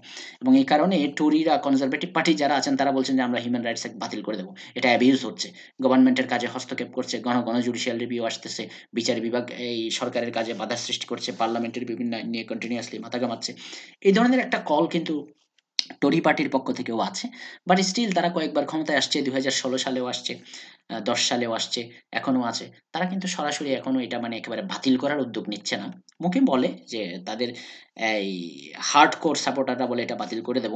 আর মিডিয়াম যারা আছেন তারা বলেন যে না এটা আমরা সংস্কার করব। বাট এটা Human rights Act is still there, এবং Human rights Act has a powerful impact on the constitutional system of the United Kingdom. এবং এর মাধ্যমে আমরা জুডিশিয়াল রিভিউর দিকে চলে যাচ্ছি আস্তে আস্তে। না, তাহলে ব্যাক করে এই জায়গায় যাই, কোথায় আছি দেখেন, ক্যাবিনেট ডিক্টেটরশিপ থেকে অ্যাকাউন্টেবল গভর্নমেন্ট, এবং অ্যাকাউন্টেবল গভর্নমেন্ট থেকে আমরা তো আগেই বলেছি judicial review of the executive action ছিল, এখন দেখছি judicial review of the parliamentary লজও তৈরি হয়ে যাচ্ছে। সুতরাং ব্রিটেনের রিটেন কনস্টিটিউশন নেই, ব্রিটেনের সেপারেশন অফ পাওয়ার অফ নেই, চেক অ্যান্ড ব্যালেন্স নেই, এ কথা আর বলা যাবে না। শুরু করেছে ব্রিটেন কিন্তু 1063 সালে মোনার্কি থেকে, পার্লামেন্ট হয়ে, পার্টি হয়ে, গণতান্ত্রিক নির্বাচন প্রক্রিয়ার মাধ্যমে গিয়ে কমন্সের ক্ষমতা নিশ্চিত করার মাধ্যমে, হাউস অফ লর্ডসকে দুর্বল করার মাধ্যমে, আবার সরকারকে জবাবদিহিতামূলক করার মাধ্যমে, এবং শেষ পর্যন্ত বিচার বিভাগকে জুডিশিয়াল রিভিউর দিকে নিয়ে আসার মাধ্যমে ব্রিটেনের পার্লামেন্ট বা ব্রিটেনের সাংবিধানিক ব্যবস্থা কিন্তু আমি বিশ্বাস করি আস্তে ধীরে এখন কিন্তু সেপারেশন অফ পাওয়ার এবং চেক অ্যান্ড ব্যালেন্সের দিকে যাচ্ছে। এই কথাটা অনেকে মনে করতে পারেন স্যার এটা খুব অ্যাডভান্স বক্তব্য হয়ে যায়। ঠিক আছে, অ্যাডভান্সড হতে পারে, কিন্তু ফরকাস্ট করতে তো অসুবিধা নাই। আমি কয়েকটা কেস রেফারেন্স দেবো একটু পরে, আপনারা দেখবেন যে কোন দিকে যাচ্ছে ব্রিটেনের জুডিশিয়াল রিভিউ। ঠিক আছে, চললাম ওদিকেই। টনি ব্লেয়ারের আরেকটা রিফর্ম, কনস্টিটিউশন রিফর্ম অ্যাক্ট 2005, সেখানে কি হয়েছে? হিউম্যান রাইটস অ্যাক্টের মাধ্যমে তো কিছুটা জুডিশিয়াল রিভিউর ক্ষমতা দেখতে পাচ্ছি। হ্যাঁ, ওকে, এই যে ভদ্রমহিলা দেখছেন, ওনার আমি বলি যে উনি আমার ক্রাশ, আমার খুব ভালো লাগে ওনাকে। লেডি হেল, ব্যারোনেস হেল। উনি হাউস অফ লর্ডসের লর্ড ছিলেন। উনি ব্রিটেনের সুপ্রিম কোর্টের প্রেসিডেন্ট ছিলেন, যে এই কিছুদিন আগে রিটায়ারমেন্টে গেছেন। হ্যাঁ, খুব বিখ্যাত জুরিস্ট এবং জাজ। আচ্ছা যাই হোক, ওনার বক্তব্য আর একটু পরে দিচ্ছি। এখানে এসে বলি যে কনস্টিটিউশন রিফর্ম অ্যাক্ট 2005-এর মাধ্যমে আসলে আমাকে এখানে 3-4টা বিষয় ক্লিয়ার করা দরকার। ব্রিটেনে আমরা বলি সেপারেশন অফ পাওয়ার নেই। কেন নেই? একটা কথা হচ্ছে, আমরা কিছুদিন আগ পর্যন্ত 2009 সালের 30শে জুন পর্যন্ত ব্রিটেনের সর্বোচ্চ আদালত ছিল হাউস অফ লর্ডস। আমরা বাংলাদেশ থেকে মুখে মুখে বলি এটা প্রিভি কাউন্সিল। ওই যে যখন কলোনি থেকে তাদের এখানে সর্বোচ্চ আপিল আদালতে আপিল যায় হাউস অফ লর্ডসে, তখন সেটাকে প্রিভি কাউন্সিল বলা হয়। আদারওয়াইজ তাদের জন্য এটা House of Lords. House of লর্ডসের যারা লর্ড ছিলেন, লর্ড তো বহু রকম, যে বিশপরা লর্ড ছিলেন, হেরিডিটারি লর্ড ছিলেন, লাইফ পিয়ার ছিলেন, লর্ডও ছিলেন, ল এক্সপার্টরা। এই লর্ডরা এই হাউস অফ লর্ডসের জুডিশিয়ারি কমিটিতে তারা বসতেন, এবং তারা সেটার সর্বোচ্চ আদালত হিসাবে ব্রিটেনে এটা বিচার করত। তাহলে সেখানে বিচার বিভাগের সাথে এই আইনসভার একটা সম্মিলন হয়ে গেছে। এই জন্য আমরা বলতাম যে ব্রিটেনে সেপারেশন অফ পাওয়ার নেই, কারণ judiciary is assimilated into the legislature. এটা একটা জিনিস। আরেকটা কনসেপ্ট ছিল, আরেক ভদ্রলোক লর্ড চ্যান্সেলর, তিনি হাউস অফ লর্ডসের মেম্বার, হাউস অফ লর্ডসের স্পিকার ছিলেন পদাধিকার বলে এই 2005 সালের আগ পর্যন্ত। আবার একই সাথে তিনি যে দল সরকার গঠন করে ওই দল থেকেই তো উনি থাকেন। উনি আবার একই সাথে সরকারের মিনিস্ট্রি সেক্রেটারি অফ জাস্টিস। এবং একই সাথে ওদের ওখানে একটা আইন ছিল, এখনো আছে, 1971 সালের সুপেরিয়র কোর্ট অ্যাক্ট, যেটা 1981 সালে আবার হয়েছে সিনিয়র কোর্টস অ্যাক্ট। হ্যাঁ, কোর্ট এগুলোর মাধ্যমে এই বিচার বিভাগের নিয়ন্ত্রণ, বিচার বিভাগের তদারক, বদলি, নিয়োগ, এগুলো কিন্তু উনি দেখতেন। তাহলে দেখেন, হাউস অফ লর্ডসের মেম্বার, স্পিকার, আবার সরকারের মন্ত্রী, আবার বিচার বিভাগের হর্তাকর্তা, তিনটা জিনিস এক জায়গায় মিশে গেল। হাউস অফ, বিশেষ করে লর্ড চ্যান্সেলর, এই যে ব্রিটেনে হাউস মানে সেপারেশন অফ পাওয়ার নেই, এই কথাটার সবচেয়ে বড় উদাহরণ ছিলেন উনি। আর ওদিকে জুডিশিয়াল কমিটি তো আছেই, হাউস অফ লর্ডস। তো কনস্টিটিউশন রিফর্ম অ্যাক্ট টনি ব্লেয়ারের মাধ্যমে যে পরিবর্তনটা আসছে সেটা হচ্ছে লর্ড চ্যান্সেলরের ক্ষমতা এটা একেবারে কমিয়ে দেওয়া হয়েছে। ওনাকে ওনাকে আর স্পিকার রাখা হয়নি হাউস অফ লর্ডসের। হাউস অফ লর্ডসের স্পিকার নতুন নির্বাচিত হাউস অফ লর্ডস থেকেই। উনি এখন সরকারের জাস্টিস সেক্রেটারি, জাস্ট মন্ত্রী। এর বাইরে ওনার জুডিশিয়াল কোনো রোল আর রাখা হয়নি। তাহলে জুডিশিয়ারি, বিচার বিভাগ, নির্বাহী বিভাগ, হাউস অফ লর্ডস নির্বাহী বিভাগে চলে গেলেন। আইনসভায় স্পিকারের পদ ওনার আর নেই। হ্যাঁ, নির্বাহী বিভাগের মেম্বার হিসেবে উনি সংসদে বসবেন, এটাই স্বাভাবিক, কারণ আমাদের মন্ত্রীরা তো সরকারে সংসদে বসে, সেটা অন্য জিনিস। কিন্তু ওনার উনি উনি স্পিকার না হাউস অফ লর্ডসের। এবং একই সাথে যেটা হলো সেটা হচ্ছে judicial committee of the House of Lords, যেটা সর্বোচ্চ আদালত বলে বিবেচিত ছিল, সেটার বিপরীতে এটা 2009 সালের 30শে জুলাই, 30শে জুন তাদের লাস্ট ওয়ার্কিং ডে ছিল। 1 জুলাই 2009 সালে ইউকে সুপ্রিম কোর্ট নামের একটা কোর্ট গঠিত হয়, সম্পূর্ণ স্বতন্ত্র, স্বাধীন, এবং এটা নির্বাহী এই সংসদ থেকে আলাদা। এই সুপ্রিম কোর্টে 12 জন সদস্য জাজ নিয়োগ দেওয়া হয় এবং এর ভিতরে 11 জন ছিল ল লর্ড, ওই যে যারা হাউস অফ লর্ডসের মেম্বার হিসেবে বসতেন। বলতে পারেন যে তাদেরকে কেন আনা হলো? হঠাৎ করে একটা জিনিস পুরো একদিনের ভিতর চেঞ্জ করে ফেললে তো হয় না। ধারাবাহিকতা তো রাখতে হয়। তাই না? সুতরাং লর্ড 11 জনকে বলা হলো, আপনারা সুপ্রিম কোর্টের জাজ। আপনারা সুপ্রিম কোর্টের মেয়াদ যেটা আছে সেই মেয়াদে আপনারা আর হাউস অফ লর্ডসে বসবেন না। আপনারা যখন মেয়াদ শেষ হয়ে যাবে আপনারা ইচ্ছে করলে হাউস অফ লর্ডসের মেম্বার হিসেবে ফেরত যেতে পারেন। এর বাইরে এরপরে আর কোনো হাউস অফ লর্ডসের মেম্বারকে কিন্তু আর সুপ্রিম কোর্টে নিয়োগ দেওয়া হয়নি। এরা চলে যাওয়ার পর নতুন সুপ্রিম কোর্টের বিচারক নিয়োগ দেওয়া হচ্ছে কিভাবে? তারা কিন্তু এই লর্ড চ্যান্সেলরকে এই ভূমিকায় আর রাখে নাই। নিয়োগের ক্ষেত্রে আর কোনো ভূমিকা নাই। বিচার বিভাগের তদন্তের ক্ষেত্রে ওনার আর কোনো ভূমিকা নাই। আলাদা, এটা যেন রাজনৈতিকভাবেও সুপ্রিম কোর্টকে নিয়োগ দেওয়া না যায়, সেজন্য আলাদা করে একটা জুডিশিয়াল অ্যাপয়েন্টমেন্টস কমিশন গঠন করা হয়েছে। এই অ্যাপয়েন্টমেন্ট কমিশন স্বাধীন। সাংবিধানিক পদে নিয়োগের জন্য যেরকম ওনারা স্বাধীনভাবে ভূমিকা রাখেন সেরকম। এবং এই অ্যাপয়েন্টমেন্ট কমিশনের সুপারিশ ক্রমে লর্ড চ্যান্সেলর রানীর কাছে এটা পেশ করে বিচারকদেরকে নিয়োগ দেন।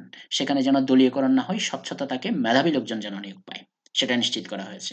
আর যেটা করা হয়েছে, এই যে আদালতের বিচারকদের শৃঙ্খলা বিধানের যে ক্ষমতা লর্ড চ্যান্সেলরের ছিল সেটা এখন নেই। সেখানে একজন জুডিশিয়াল কন্ডাক্ট অম্বুডসম্যান, বিচারিক অভিযোগ আসলে তদন্ত করা ওনাদের বিরুদ্ধে এবং শাস্তিমূলক ব্যবস্থার সুপারিশ করা, এটাও কিন্তু অরাজনৈতিক একটা অম্বুডসম্যান কমিশনের কাছে দিয়ে দেওয়া হয়েছে। সুতরাং এর মাধ্যমে আমরা দেখতে পাচ্ছি ব্রিটেনে এই যে শত শত শত শত বছর ধরে এক্সিকিউটিভ, লেজিসলেচার এবং জুডিশিয়ারির ভিতরে যে সেপারেশন নেই সেটা এখন নাই হয়ে গেছে, বরঞ্চ এখন সেপারেশন আছে। লেজিসলেচার, এক্সিকিউটিভ এবং জুডিশিয়ারি সেপারেট হয়ে গেল। আর কি আছে? ওই যে 1991-98 সালের হিউম্যান রাইটস অ্যাক্টের কারণে কিছুটা জুডিশিয়াল রিভিউ আছে। জুডিশিয়াল রিভিউ অফ এক্সিকিউশন তো, এক্সিকিউটিভ অ্যাকশন তো শত শত বছর ধরে ছিল। এখন জুডিশিয়াল রিভিউ অফ লেজিসলেটিভ অ্যাকশনও আমরা কিছুটা দেখছি, কিছুটা দেখতে পাচ্ছি। এবং এই কারণে 2009 সালে যখন সুপ্রিম কোর্ট, এখানে লেডি হেল ওনার যে ছবি, উনি হাউস অফ লর্ডসের মেম্বার, উনি হাউস অফ লর্ডসে ফেরত গেছেন, ওনার মেয়াদ শেষ হয়েছে সুপ্রিম কোর্টে। বাট আমরা ওনার কিছু রায়, অন্যান্য লর্ডদের কিছু রায় দেখব যে 2009 সালে ইউকে সুপ্রিম কোর্ট আলাদা হওয়ার পরে এমন কিছু রায় আসছে যে অকল্পনীয়ভাবে দেখা যাচ্ছে তারা আসলে, যেগুলো 100 বছর আগে কল্পনাই করা যেত না, এই ধরনের জবাবদিহি, মানে সরকারের জবাবদিহিতা, এমনকি সংসদের জবাবদিহিতা নিয়েও তারা রায় দিচ্ছে। আমি উদাহরণ দেব, এখন কয়েকটা কেস ল দেখি যে কিভাবে এই ইউকে সুপ্রিম কোর্ট 2009 এটা কিভাবে মানে খোলনলসে পাল্টে দিল, কিভাবে জুডিশিয়াল রিভিউর পাওয়ার আস্তে আস্তে আস্তে আস্তে, আমি বলছি না যে বাংলাদেশ বা আমেরিকার, সরি, বাংলাদেশ তো এটা খুব ওই উদাহরণ দেওয়া যাবে না, আমাদের বিচারিক স্বাধীনতা নিয়ে আমাদের অনেকের সন্দেহ আছে, সেটা অন্য বিষয়। আমি যদি ইউএস এর মতো, ইউএস এর সুপ্রিম কোর্টের মতো হয়তো তারা অতটা পলিসি মেকিং রেসপন্সিবিলিটি বা পাওয়ার এখনো ওভাবে জুডিশিয়াল রিভিউ নেই, বাট দেখা যাক কিভাবে আছে, কিভাবে আসছে। হ্যাঁ, ওকে, সেদিকে যাওয়ার আগে, হ্যাঁ, জুডিশিয়াল রিভিউ অফ লেজিসলেশন কয়েকটা কেস ল দেব, ঠিক আছে? তার আগে আরেকটু, সরি, এগুলো একটু বলতে হচ্ছে, ঐতিহাসিক ঘটনা। সেটা হচ্ছে, মনে আছে কিনা আমরা 1911 সালে একটা জিনিস দেখেছিলাম এখানে, এই যে পার্লামেন্ট অ্যাক্ট 1911, বলেছিলাম যে পার্লামেন্টের মেয়াদ 7 বছর থেকে 5 বছরে আনা হয়েছে। এইটার উপর আরেকটা পরিবর্তন আসছে 2011 সালে, সেটা একটু দেখার আছে আমাদের। ইয়েস, সেটা হচ্ছে ফিক্সড টার্ম পার্লামেন্ট অ্যাক্ট। সেটা কি একটু বলি, আমি জুডিশিয়াল রিভিউতে আসবো, এখন অন্য দুটো টপিক ধরছি, যেহেতু এগুলা 2009 এর পরে 2011 ঘটনা, সাল অনুযায়ী সাজিয়েছি বলে এটা এখানে এসছে। হ্যাঁ, এটা হচ্ছে এই যে 1911 সালের আইনে 5 বছর মেয়াদ করলো, সেটা 100 বছর পরে 2011 সালে এসে একটু চেঞ্জ করলো। কিরকম চেঞ্জ? সেটা হচ্ছে, আমরা জানি সেখানে বলা হয়েছিল 1911 সালের আইনে বলা হয়েছিল পার্লামেন্টের মেয়াদ সর্বোচ্চ 5 বছর। ফিক্স করে দেওয়া হয়নি। এবার তারা এটাকে ফিক্স করে দিয়েছে। একদম আমেরিকার স্টাইলে। এই যে আমরা বলি প্রতি লিপ ইয়ারে নভেম্বর মাসের প্রথম মঙ্গলবারে তারা নির্বাচন করবে। নভেম্বরের 3 কি 4 তারিখ তাদের নির্বাচন পড়ে, রাষ্ট্রপতি নির্বাচন। ঠিক একইভাবে তারা বলল এভরি 5 ইয়ার্স যখন পার্লামেন্ট গঠিত হবে তার পরবর্তী 5 বছর যে বছর পুরাবে সে বছরের মে মাসের প্রথম থার্সডে মঙ্গলবারে একটা ক্যালেন্ডার টাইপের একটা সিস্টেম করে দিল। এবং যে কারণে বর্তমানে যে কমিটিটা পার্লামেন্টটা আছে সেটার মেয়াদ শেষ হয়ে নতুন নির্বাচনের তারিখ আমরা এখনই জানি, সেটা হচ্ছে 2রা মে 2024 নতুন পার্লামেন্ট নির্বাচন হবে। এখন প্রশ্ন হচ্ছে, অনেকে করতে পারেন স্যার এইরকম তো ব্রিটেনে তো ঘন ঘন নির্বাচন হয়, এটা কি জিনিস? এটার কারণ হচ্ছে ফিক্সড টার্ম কেন করতে হলো? কারণ দেখা যাচ্ছে 1911 সালের আইনে বলা হয়েছে পার্লামেন্টের মেয়াদ 5 বছর সর্বোচ্চ, যেহেতু সর্বনিম্ন কোনো বিধান নাই, সেজন্য করেন কি বিভিন্ন প্রধানমন্ত্রী উনি যদি দেখেন যে এখন সময় আমার ভালো, মানে এই মুহূর্তে নির্বাচন দিলে আমার দল জিতবে, উনি করেন কি হয়তো আগাম নির্বাচন দিয়ে বসেন, রানীকে বলেন যে পার্লামেন্ট ভেঙে দেন, নির্বাচনে চলে যায়। ফলে একজন প্রধানমন্ত্রী তার মেয়াদ 3 বছর হয়ে গেছে, পরিস্থিতি ভালো আছে, তিনি আস্তে করে সংসদ ভেঙে দিয়ে আরেকটা নির্বাচন দিয়ে আরো 5 বছরের জন্য মেয়াদ করে নিলেন। কারণ এই নির্বাচন একটা মৌসুমী জিনিস, হাওয়ার উপর ডিপেন্ড করে জনগণের মতিগতি। ফলে রাজনীতিবিদরা সবসময় চান যে মানে ভরা মৌসুমে নির্বাচন দিতে, যে মৌসুমে তাদের ভালো হয়। এটা অনেকটা যুদ্ধের সময় যেদিকে আবহাওয়া ভালো থাকে, যে মাঠ যেদিকে শক্ত থাকে সেদিকেই তো যাবে, যেদিকে কাদা জমবে সেদিকে তো যাবে না। তো এজন্য পার্লামেন্টের যেহেতু মেয়াদ নির্ধারিত না থাকায় এই প্রধানমন্ত্রীরা বিভিন্ন সময় পরামর্শ দিয়ে ঘন ঘন নির্বাচনে চলে যান, পার্লামেন্ট মেয়াদ পুরাইতে পারে না। এটার সমাধান করার জন্য 2011 সালে তারা আইন করলো যে না, এখন থেকে ফিক্সড টার্ম আপনাকে 5 বছর পুরাতে হবে। তবে আপনি যদি ডিসলভ করতে চান পার্লামেন্টকে, তখন করতে হবে কি, প্রধানমন্ত্রী সরাসরি রানীকে সুপারিশ দিয়ে ডিসলভ করে দিতে পারবেন না, নির্বাচন দিতে পারবেন না। ওনাকে একটা মোশন, একটা প্রস্তাবনা পার্লামেন্টে এনে এটা 2/3 সংখ্যাগরিষ্ঠতায় পার্লামেন্টে পাশ করিয়ে দিলে তখন আপনি এটা সমর্থন পাবেন, করতে পারবেন। এখন 2/3 সংখ্যাগরিষ্ঠতা মানে সাধারণত আপনাকে বিরোধী দলকে আস্থায় নিতে হবে। তো আপনি যখন মনে করেন যে এই নির্বাচনের সময়টা এখন আমার জন্য ভালো, আমি এখন ভেঙে দেবো, তো বিরোধী দলের জন্য তো খারাপ হইতে পারে, তারা তো রাজি হবে না। দ্যাটস ওয়াই যেন সবার জন্য মিউচুয়ালি এগ্রিয়েবল টার্মসে এই পার্লামেন্ট ডিসলভ করা যায়, সেজন্য এই বিধানটা করা হলো। যদি আপনি ডিসলভ করতে চান প্রিমেচিওর আগাম নির্বাচন যদি দিতে চান, তাহলে প্রধানমন্ত্রী চাইলেই পারবেন না, 2/3 সংখ্যাগরিষ্ঠতা দিয়ে নিতে হবে। আচ্ছা, এটা একটা। আরেকটা হতে পারে যে আরেকটা সিচুয়েশনে এটা হতে পারে যে একটা সরকার ক্ষমতায় আছে, তার বিরুদ্ধে একটা নো কনফিডেন্স মোশন, অনাস্থা প্রস্তাব পার্লামেন্টে এসেছে এবং সেটা পাশ হয়ে গেছে। ফলে সরকার এখন আর ক্ষমতায় থাকার অধিকার নেই। কিন্তু দেখা যাচ্ছে ওই বিরোধী দলে যারা আছে তাদের কেউ যে প্রধানমন্ত্রী হয়ে একটা সরকার গঠন করবে সেটাও 14 দিনের ভিতর পারা যাচ্ছে না। এই ঘটনা ঘটছে কিছুদিন আগে। এই তাদের এখানে ব্রেক্সিট নিয়ে যখন কন্টিনিউয়াসলি পার্লামেন্টে খুব রেষারেষি টানাটানি, যে তেরেসা মেয়ের সরকার সে একটা চুক্তি নেগোশিয়েট করে, সেই চুক্তিটা তার দলের লোকেরাই মানে না এবং সেটা পার্লামেন্টে বাতিল হয়ে যায়। এখন সে তার প্রস্তাবও পাশ করাইতে পারছে না। অন্যদিকে সে বলছে যে আমি ওই বরিস জনসন বলছিল আমি পদত্যাগ করি, যেহেতু আমার প্রস্তাব পাশ হচ্ছে না, এটা লেবার পার্টির চেয়ারম্যান প্রধান করবিন সাহেব আছেন, উনি দেখি সরকার গঠন করুক। না, ওনাকেও দেয় না। মানে উনি, ওনার দল তো মেজরিটি, আর এই মানে ব্রেক্সিট চুক্তি বাতিলের পক্ষে এই কনজারভেটিভ পার্টি যে মেম্বাররা দলের বিরুদ্ধে ভোট দিচ্ছে তারা তো আর জেরেমি করবিনকে ভোট দিয়ে প্রধানমন্ত্রী বানাবে না। ফলে এখানে নো কনফিডেন্স মোশন পাশ করেও দেখা যাবে অল্টারনেটিভ কোনো গভর্নমেন্ট ফর্ম করা যাচ্ছে না। তখন এটা আর উপায় নেই, তখন ভেঙে দিতে হবে। এখন আমি একটা কথায় আসি। আপনাদেরকে একটু আগে বলছিলাম যে মাইনরিটি গভর্নমেন্ট কেমনে হতে পারে, মনে আছে? এই জায়গায় এই যে লেবার পার্টি র্যামসে ম্যাকডোনাল্ডের নেতৃত্বে 1924 এবং 1929-31 সালে মাইনরিটি গভর্নমেন্টে ছিল। মাইনরিটি গভর্নমেন্ট আবার কি জিনিস? মেজরিটি না সরকার গঠন করে। এই মাইনরিটি গভর্নমেন্ট হয় আসলে এই ধরনের সিচুয়েশনে, এই তো এখানে। কারণ আপনার বিরুদ্ধে নো কনফিডেন্স মোশনও কেউ আনছে না, কিন্তু আপনার প্রস্তাবও পাশ করতে দিচ্ছে না। আপনার দলের সদস্যরাই আপনার প্রস্তাবের বিপক্ষে ভোট দিচ্ছে। আবার বিরোধী দলের কেউ আর নির্বাচিত হতে পারছে না। কারণ সেও সরকার গঠন করলে যে আপনার দলের যারা এখন বিদ্রোহ করছে আপনার বিরুদ্ধে তারা তাকে সমর্থন দিয়ে যে প্রধানমন্ত্রী বানাবে সেটাও না। ওদিকে 2/3 মেজরিটি নাই বলে আপনি সংসদও ভাঙতে পারছেন না। তার মানে কি হলো? এই ঘটনা এখানে ঘটছে। বরিস জনসনের একটা মেয়াদের দিকে গত নির্বাচনের আগে উনি সংসদে ভাষণ দিচ্ছেন, এমন সময় ওনার দলের একজন মেম্বার গিয়ে অন্য দলে বসে গেছে। এবং ওনার তখন মেজরিটি ছিল মাত্র একজনের।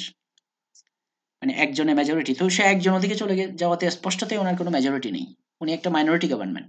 কিন্তু তার সদস্য দল পাল্টালেও বিরোধী দল আবার কোনো নো কনফিডেন্স মোশন আনেনি। কেন আনেনি? কারণ বিরোধী দল জানে এটা এনে আমি নিজে আরেকটা সরকার গঠন করতে পারবো না। এখন যদি নো কনফিডেন্স মোশন আনি, আমি যদি সরকার গঠন করতে না পারি, একটা নতুন নির্বাচনে চলে যাবে। ফলে জেরেমি করবিন প্রস্তাব দিয়ে দেখছিল অন্যান্য দলকে, ঠিক আছে আপনারা নো কনফিডেন্স মোশন আনেন, আমি নিজে সরকার গঠন করব। কিন্তু তাকেও আবার সবাই সাপোর্ট দেয় না। অন্যান্য পার্টনাররা, অন্যান্য দলগুলো, দল তো একটা না, দু তিনটা আছে ওখানে। ফলে এখানে কেউ দেখতে পাচ্ছে আমি নিজে অল্টারনেটিভ গভর্নমেন্ট গঠন করতে পারবো না, আবার এই জন্য আমি এখন নো কনফিডেন্স মোশনও আনবো না। কারণ নো কনফিডেন্স মোশন আনলে আমি সরকার গঠন করতে না পারলে 14 দিনের ভিতরে অটোমেটিক ওদিকে নির্বাচনে চলে যাবে, ফলে সরকার চলুক। এটা হচ্ছে মাইনরিটি গভর্নমেন্ট। ঠিক আছে? সুতরাং এই ফিক্সড টার্ম পার্লামেন্ট একটা মূলত করা হয়েছিল প্রধানমন্ত্রী যেন তার সুবিধাজনক সময়ে নির্বাচন দেওয়ার জন্য, যখন তখন সংসদ ভাঙতে না পারেন। কিন্তু এটার কারণে যেটা একটা অসুবিধা হয়ে গেছে সেটা হচ্ছে ব্রিটেনে বিভিন্ন সময় আমরা মাইনরিটি গভর্নমেন্ট দেখতে পাই। ওকে? ঠিক আছে, সামনে যাচ্ছি। আরেকটা ইস্যু, এটা আপনারা সবাই জানেন, ভেরি রিসেন্টলি 1972 সালে ইউরোপিয়ান কমিউনিটিস অ্যাক্ট 1972 এর মাধ্যমে ব্রিটেন ইউরোপিয়ান ইউনিয়নে যোগ দেয়, এবং সেখান থেকে তারা 2016 সালের একটা এই রেফারেন্ডামের মাধ্যমে দুঃখে পড়ে গিয়ে তারা শেষ পর্যন্ত অনেক রেষারেষি করে 2018 এবং 2020 হয়ে বর্তমানে তারা এটা ইউরোপিয়ান ইউনিয়ন থেকে বেরিয়ে এসেছে। আমি এটা নিয়ে আর বিস্তারিত বলতে চাই না, এগুলো নিয়ে আরেকটু কথা একটু পরে আসবে। ঠিক আছে, এই দুটো পয়েন্ট, হ্যাঁ, ইউরোপিয়ান ইউনিয়নে জয়েন করা এবং ওখান থেকে বেরিয়ে যাওয়া, ফিক্সড টার্ম পার্লামেন্ট অ্যাক্ট, এই দুটো বাদ দিয়ে এখানে আসি তো কোথায়, Tony Blair, human rights act 1998 এবং কনস্টিটিউশন রিফর্ম অ্যাক্ট 2005, এই দুটোর মাধ্যমে ইউনাইটেড কিংডমের সাংবিধানিক ইতিহাসে আমরা দেখতে পাচ্ছি জুডিশিয়াল রিভিউ এবং সেপারেশন অফ পাওয়ার এবং চেকস অ্যান্ড ব্যালেন্সেসের ক্ষমতা বাড়ছে। আমি বলেছিলাম সেটার কয়েকটা উদাহরণ দেব এই পর্যায়ে গিয়ে, কিছু কেস ল দিই কিভাবে বাড়ছে দেখি। 2009 সালে সুপ্রিম কোর্ট গঠিত হওয়ার পরে যে পার্লামেন্টারি লকে রিভিউ করার ক্ষমতা তারা আসলে পায় কিনা। পেছনে যে ছবিটা দেখছেন, এটা হচ্ছে ব্রিটেনের একটা একটা সংস্কৃতি। এটাকে তারা বলে যে ফক্স হান্টিং, মানে যাদের পয়সা কড়ি প্রচুর বেশি, মাইলের পর মাইল খামার বাড়ি ফার্ম পড়ে আছে, তারা কুকুর পালে প্রচুর। এই কুকুর নিয়ে দলসহ ঘোড়া নিয়ে তারা শিকার করতে যায়, শিয়াল শিকার করতে, ফক্স হান্টিং। তো শিয়ালকে ধরে একেবারে জোপে ঝাড়ে যেখান থেকে এই কুকুরের দল খুঁজে বের করে ধরে কামড়ে ছিমড়ে এনে দখল করে দেয়। তো এটা তাদের একটা ঐতিহ্যবাহী খেলা এবং ঐতিহ্য, তারা ঘোড়া নিয়ে কুকুর নিয়ে বের হয়। তো এটাকে সাম্প্রতিক সময়ে মানবাধিকার কর্মীরা বলছেন এটা এটা পশু হত্যা, এটা অমানবিক, এটা বর্বর, এটা বাতিল করতে হবে। সেই হিসাবে 2004 সালে হান্টিং অ্যাক্ট 2004 এর মাধ্যমে এটা বাতিল করা হয়। এটা বাতিল করার সময় একই ঘটনা, যেহেতু এটা ধনীদের সংস্কৃতি, এই হাউস অফ লর্ডস এটা আর অ্যাকসেপ্ট করে না। হাউস অফ লর্ডস অ্যাকসেপ্ট না করার কারণে এখন আপনারা জানেন যে হাউস অফ কমন্স কি করবে। অবশ্যই 1949 সালের আইন তাদের হাতে আছে। হাউস অফ লর্ডস 1 বছরের ভিতর পাস না করলে তারা সেটা পাস করে নেবে, শুধু হাউস অফ লর্ডসের সম্মতি ছাড়া, তাই না? সুতরাং এই হান্টিং অ্যাক্টটা তারা 2004 এর এই হান্টিং অ্যাক্টটা, এই টনি ব্লেয়ারের সরকার, যেহেতু হাউস অফ লর্ডসের সমর্থন পাওয়া যাচ্ছে না, 1949 সালের পার্লামেন্টের অ্যাক্টের আওতায় 1 বছরের ইন্টারভালে হাউস অফ লর্ডসের সম্মতি ছাড়া এটা পাস করে ফেলেছে। এখন এটা পাস করার পরে এই সম্প্রদায় যারা এরকম এগুলো করেন, শিকার-টিকার করেন, তারা এটাকে চ্যালেঞ্জ করলেন। কেন? তাদের বক্তব্য হচ্ছে হান্টিং অ্যাক্টটা আপনারা পাস করেছেন 1949 সালের আইনের আওতায়। 1949 সালের আইনটাই তো অবৈধ। বলে কি? ব্রিটেনে পার্লামেন্টারি সুপ্রিমেসি আছে। জুডিশিয়াল রিভিউ করা যায় না। পার্লামেন্টের ল, এটাই তো আমরা জানি। আমরা কিছুটা জুডিশিয়াল রিভিউ দেখেছি 1998 সালের হিউম্যান রাইটস অ্যাক্টে। সেটা শুধুমাত্র হিউম্যান রাইটসের সাথে সামঞ্জস্যপূর্ণ কি পূর্ণ নয় সেটার ইশারা করার রিভিউ। এরকম বাতিল করার রিভিউ তো নাই। তাদের যুক্তিটা কি দেখেন? তাদের যুক্তিটা হচ্ছে 2004 সালের আইনটা আপনি করেছেন 1949 সালের আইনের আওতায়। কিন্তু 1949 সালের আইনটাই তো বৈধ না। কেন বৈধ না? মনে আছে? ব্যাক করি কেন বৈধ না। ওকে, এই যে এখানে ছিল। 1949 সালের আইনটা তারা পাস করেছে হাউস অফ লর্ডসের সম্মতি ছাড়া, এবং সেটা পাস হয়েছে 1911 সালের আইন অনুসারে। ওই যে 2 বছর লটকে রাখলে তখন পাস হয়। হাউস অফ লর্ডস কিন্তু কোনোদিন এটাতে সম্মতি দেয়নি। 1911 সালের আইন কিন্তু সম্মতি দিয়েছে, এবং সে অনুসারে 2 বছরের ভিতরে তারা করার বিধান পেয়েছে। কিন্তু এটাকে যখন 1 বছরে নামিয়ে আনা হলো, সেবার হাউস অফ লর্ডস এগ্রি করেনি। সুতরাং এই জন্য বলছি ইট ওয়াজ লেটার চ্যালেঞ্জড। এই আইনটাকে চ্যালেঞ্জ করেছে 2004 সালে এখানে এসে। হ্যাঁ, এখানে এসে জ্যাকসন ভার্সেস অ্যাটর্নি জেনারেল মামলা। সেখানে ব্রিটেনের কোর্ট অফ আপিল বলল ১৯৪৯ সাল বলেন, ১৯১১ সাল বলেন, এই পার্লামেন্ট অ্যাক্ট এগুলো তো মূলত হচ্ছে হাউস অফ লর্ডসকে পাশ কাটিয়ে হাউস অফ কমন্সের আইন করা, তাই না? এটা যদি পাশ কাটানো হয় তাহলে এই ধরনের আইনের মাধ্যমে আপনি ফান্ডামেন্টাল কনস্টিটিউশনাল চেঞ্জ করতে পারবেন না, মানে গুরুত্বপূর্ণ পরিবর্তন করা যাবে না, কারণ দুই কক্ষ বিশিষ্ট পার্লামেন্টের এক কক্ষ কোনো কথাই বলছে না এখানে। এটা তার অবজারভেশন। তাহলে দেখেন কেমন জানি একটা আমাদের দেশের মতো বেসিক স্ট্রাকচারের কনসেপ্ট চলে আসতেছে না? কিছু ফান্ডামেন্টাল জিনিস আপনি চেঞ্জ করতে পারবেন না ওই আইনগুলোর মাধ্যমে। এই কথা তো ব্রিটেনের পার্লামেন্ট ১৯৪৯ সালের আইনে বলেনি। ১৯১১ সালের আইনে বলেনি। তারা বলেছে যে হাউস অফ লর্ডস যদি এটা এগ্রি না করে ২ বছরের মাথায় অথবা সর্বশেষ ১ বছরের মাথায় এটা পাস হয়ে যাবে। তারা তো বলেনি যে এই আইনটা ফান্ডামেন্টালি ইম্পোর্টেন্ট কিনা, কনস্টিটিউশনাল চেঞ্জ আনে কিনা এগুলো দেখার দরকার নেই। তাহলে কোর্ট অফ আপিল এ কথাটা বলল কেন? এটার বিপরীতে যখন আবার আপিল গেল তখন হাউস অফ লর্ডস বলল যে না, কোর্ট অফ আপিল যে কথাটা বলছে সেটা ঠিক না। যে ফান্ডামেন্টাল চেঞ্জ করা যাবে কি করা যাবে না সেটা আমরা বলতে পারি না। কারণ ১৯১১ এবং ১৯৪৯ সালের আইনে কোথাও বলা নাই যে এই দুটো আইনের মাধ্যমে কোনো ফান্ডামেন্টাল চেঞ্জ করা যাবে না। এ কথা বলা নাই। তাহলে ঠিক আছে, মানলাম। বাতিল করে দিল। কিন্তু তারপরেও এটা ইম্পোর্টেন্ট। কেন ইম্পোর্টেন্ট আমি বলি। এই মামলায় অন্তত একটা জিনিস প্রমাণিত হলো যে court they have the jurisdiction, তাদের এখতিয়ার আছে এরকম পার্লামেন্টের আইনকে চ্যালেঞ্জ করলে সে আইনটা বৈধ কিনা দেখার। এটাই তো একটা বড় অগ্রগতি। আমরা তো জানতাম পার্লামেন্টারি সুপ্রিমেসি আছে, জুডিশিয়াল রিভিউ করা যায় না। কিন্তু এখানে দেখা যাচ্ছে কোর্ট বলছে একই মামলায়, এই যে হাউস অফ লর্ডস বলছিল we have the jurisdiction in this case because this case is a question of statutory interpretation. এখানে একটা আইনের ব্যাখ্যার প্রশ্ন জড়িত আছে। ব্যাখ্যার প্রশ্নটা কি? হুয়েদার the 2019-11 act could be use to enact 1949 act. ১৯৪৯ সালের আইনটা কি ১৯১১ সালের আইন অনুসারে করা যায় কিনা? কারণ ১৯৪৯ সালের আইন হাউস অফ লর্ডস অ্যাকসেপ্ট করেনি। এটা পাস হয়েছে ১৯১১ সালের ২ বছরের বিধান অনুসারে। তাহলে এটা একটা আইনের ব্যাখ্যার প্রশ্ন। যেহেতু ব্যাখ্যার প্রশ্ন জড়িত তাই আমাদের এখতিয়ার আছে। দেখেন আমরা বলছি না যে ১৯৪৯ সালের আইনটা অবৈধ। আমরা যেটা বলছি ১৯৪৯ সালের আইনটা বৈধ কিনা সেটা যদি আইনের ব্যাখ্যার প্রশ্ন আসে সেটা আমরা দেখতে পারি। তার মানে কি সরাসরি রেজাল্ট না দিলেও তারা কিন্তু জুরিসডিকশন বা এখতিয়ারটা নিয়ে নিলেন।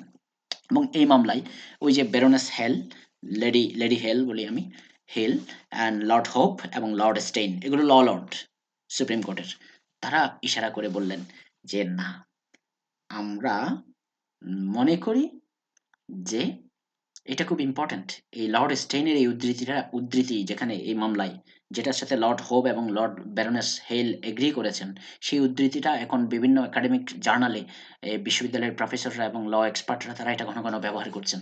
ওনারা ওখানে বলছেন যে জুডিশিয়াল রিভিউর আওতামুক্ত সম্ভবত না, যে পার্লামেন্টারি সুপ্রিমেসি সম্ভবত অ্যাবসলিউট না। এটা একটা এমনিতে এটা ডিসিশন না, মামলার ডিসিশন হচ্ছে ঠিক আছে হান্টিং অ্যাক্ট বৈধ, কিন্তু তারা জুরিসডিকশনের কথা বলার পর একটা অপিনিয়ন দিয়েছেন ওখানে, এটাকে অবিটার বলে আর কি, মানে things talked by way not directly relevant with the decision of the case.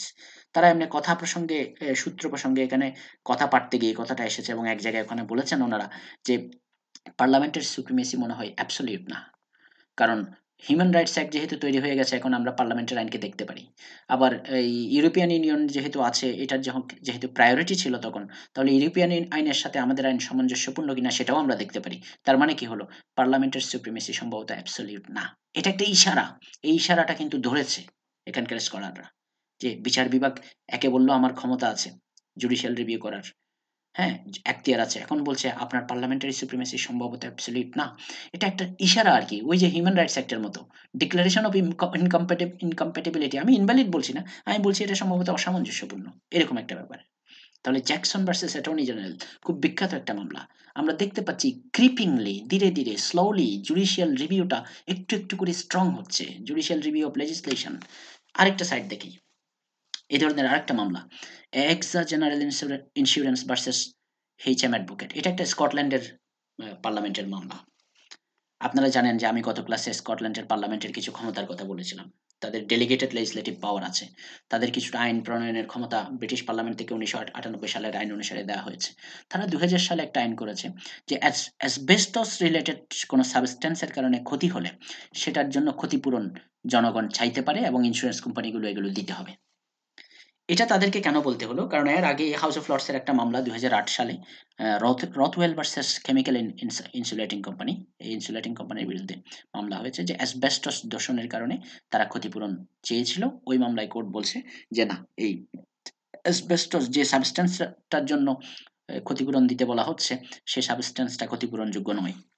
এই আইন যখন এই রায় যখন দেওয়া হলো সেটাকে খণ্ডন করার জন্য 2009 সালে স্কটিশ পার্লামেন্ট করলো কি যে না, আমরা বলছি এটা ক্ষতিপূরণ দিতে হবে। মানে জুডিশিয়াল ডিসিশনকে ওভারট্রাম্প করে আইন হয়েছে। ঠিক আছে, এই যে কয়েকজন ভিকটিমের ছবি দিলাম, অ্যাসবেস্টস ভিকটিম। এখন এই আইনটাকে তখন এই 4টা ইন্স্যুরেন্স কোম্পানি যাদেরকে ক্ষতিপূরণ দিতে হয় তারা মামলা করে বলল যে না, স্কটল্যান্ডের পার্লামেন্টের তো এই ক্ষমতা নাই, তারা এরকম একটা আইন কেমনি করে? তাহলে দেখা যাচ্ছে judicial review of legislative action হচ্ছে কিন্তু, তাই না? এখন ইউকের সুপ্রিম কোর্টে যখন আলটিমেটলি মামলাটা আসলো তখন ইউকের সুপ্রিম কোর্ট বলল যে আইনটা অবৈধ না, আইনটা বৈধ। কেন বৈধ? কারণ এটা একটা জনগণকে কি ক্ষতিপূরণ দেবে না দেবে এটা একটা সোশ্যাল পলিসি। সোশ্যাল পলিসিটা আসলে জনগণের নির্বাচিত প্রতিনিধিরা করবেন, এটা আমরা মানে অনির্বাচিত বিচারকরা এটা নির্ধারণ করা ঠিক হবে না। আমরা শুধু দেখব যে পলিসিটা করা হয়েছে সেটা রিজনেবল কিনা, প্রপোর্শনেট কিনা, রেশনাল কিনা। ওই যে common law review of legality আমি একটু আগে এই ক্লাসেই বলেছি। হ্যাঁ, তো এই মামলায় সুপ্রিম কোর্ট বলল যে না, এই স্কটল্যান্ডের পার্লামেন্ট যে আইন করেছে এটা ফাইন। তারা আমরা দেখতে পাচ্ছি এটা প্রপোর্শনেট, এটা ইরেশনাল মনে হচ্ছে না।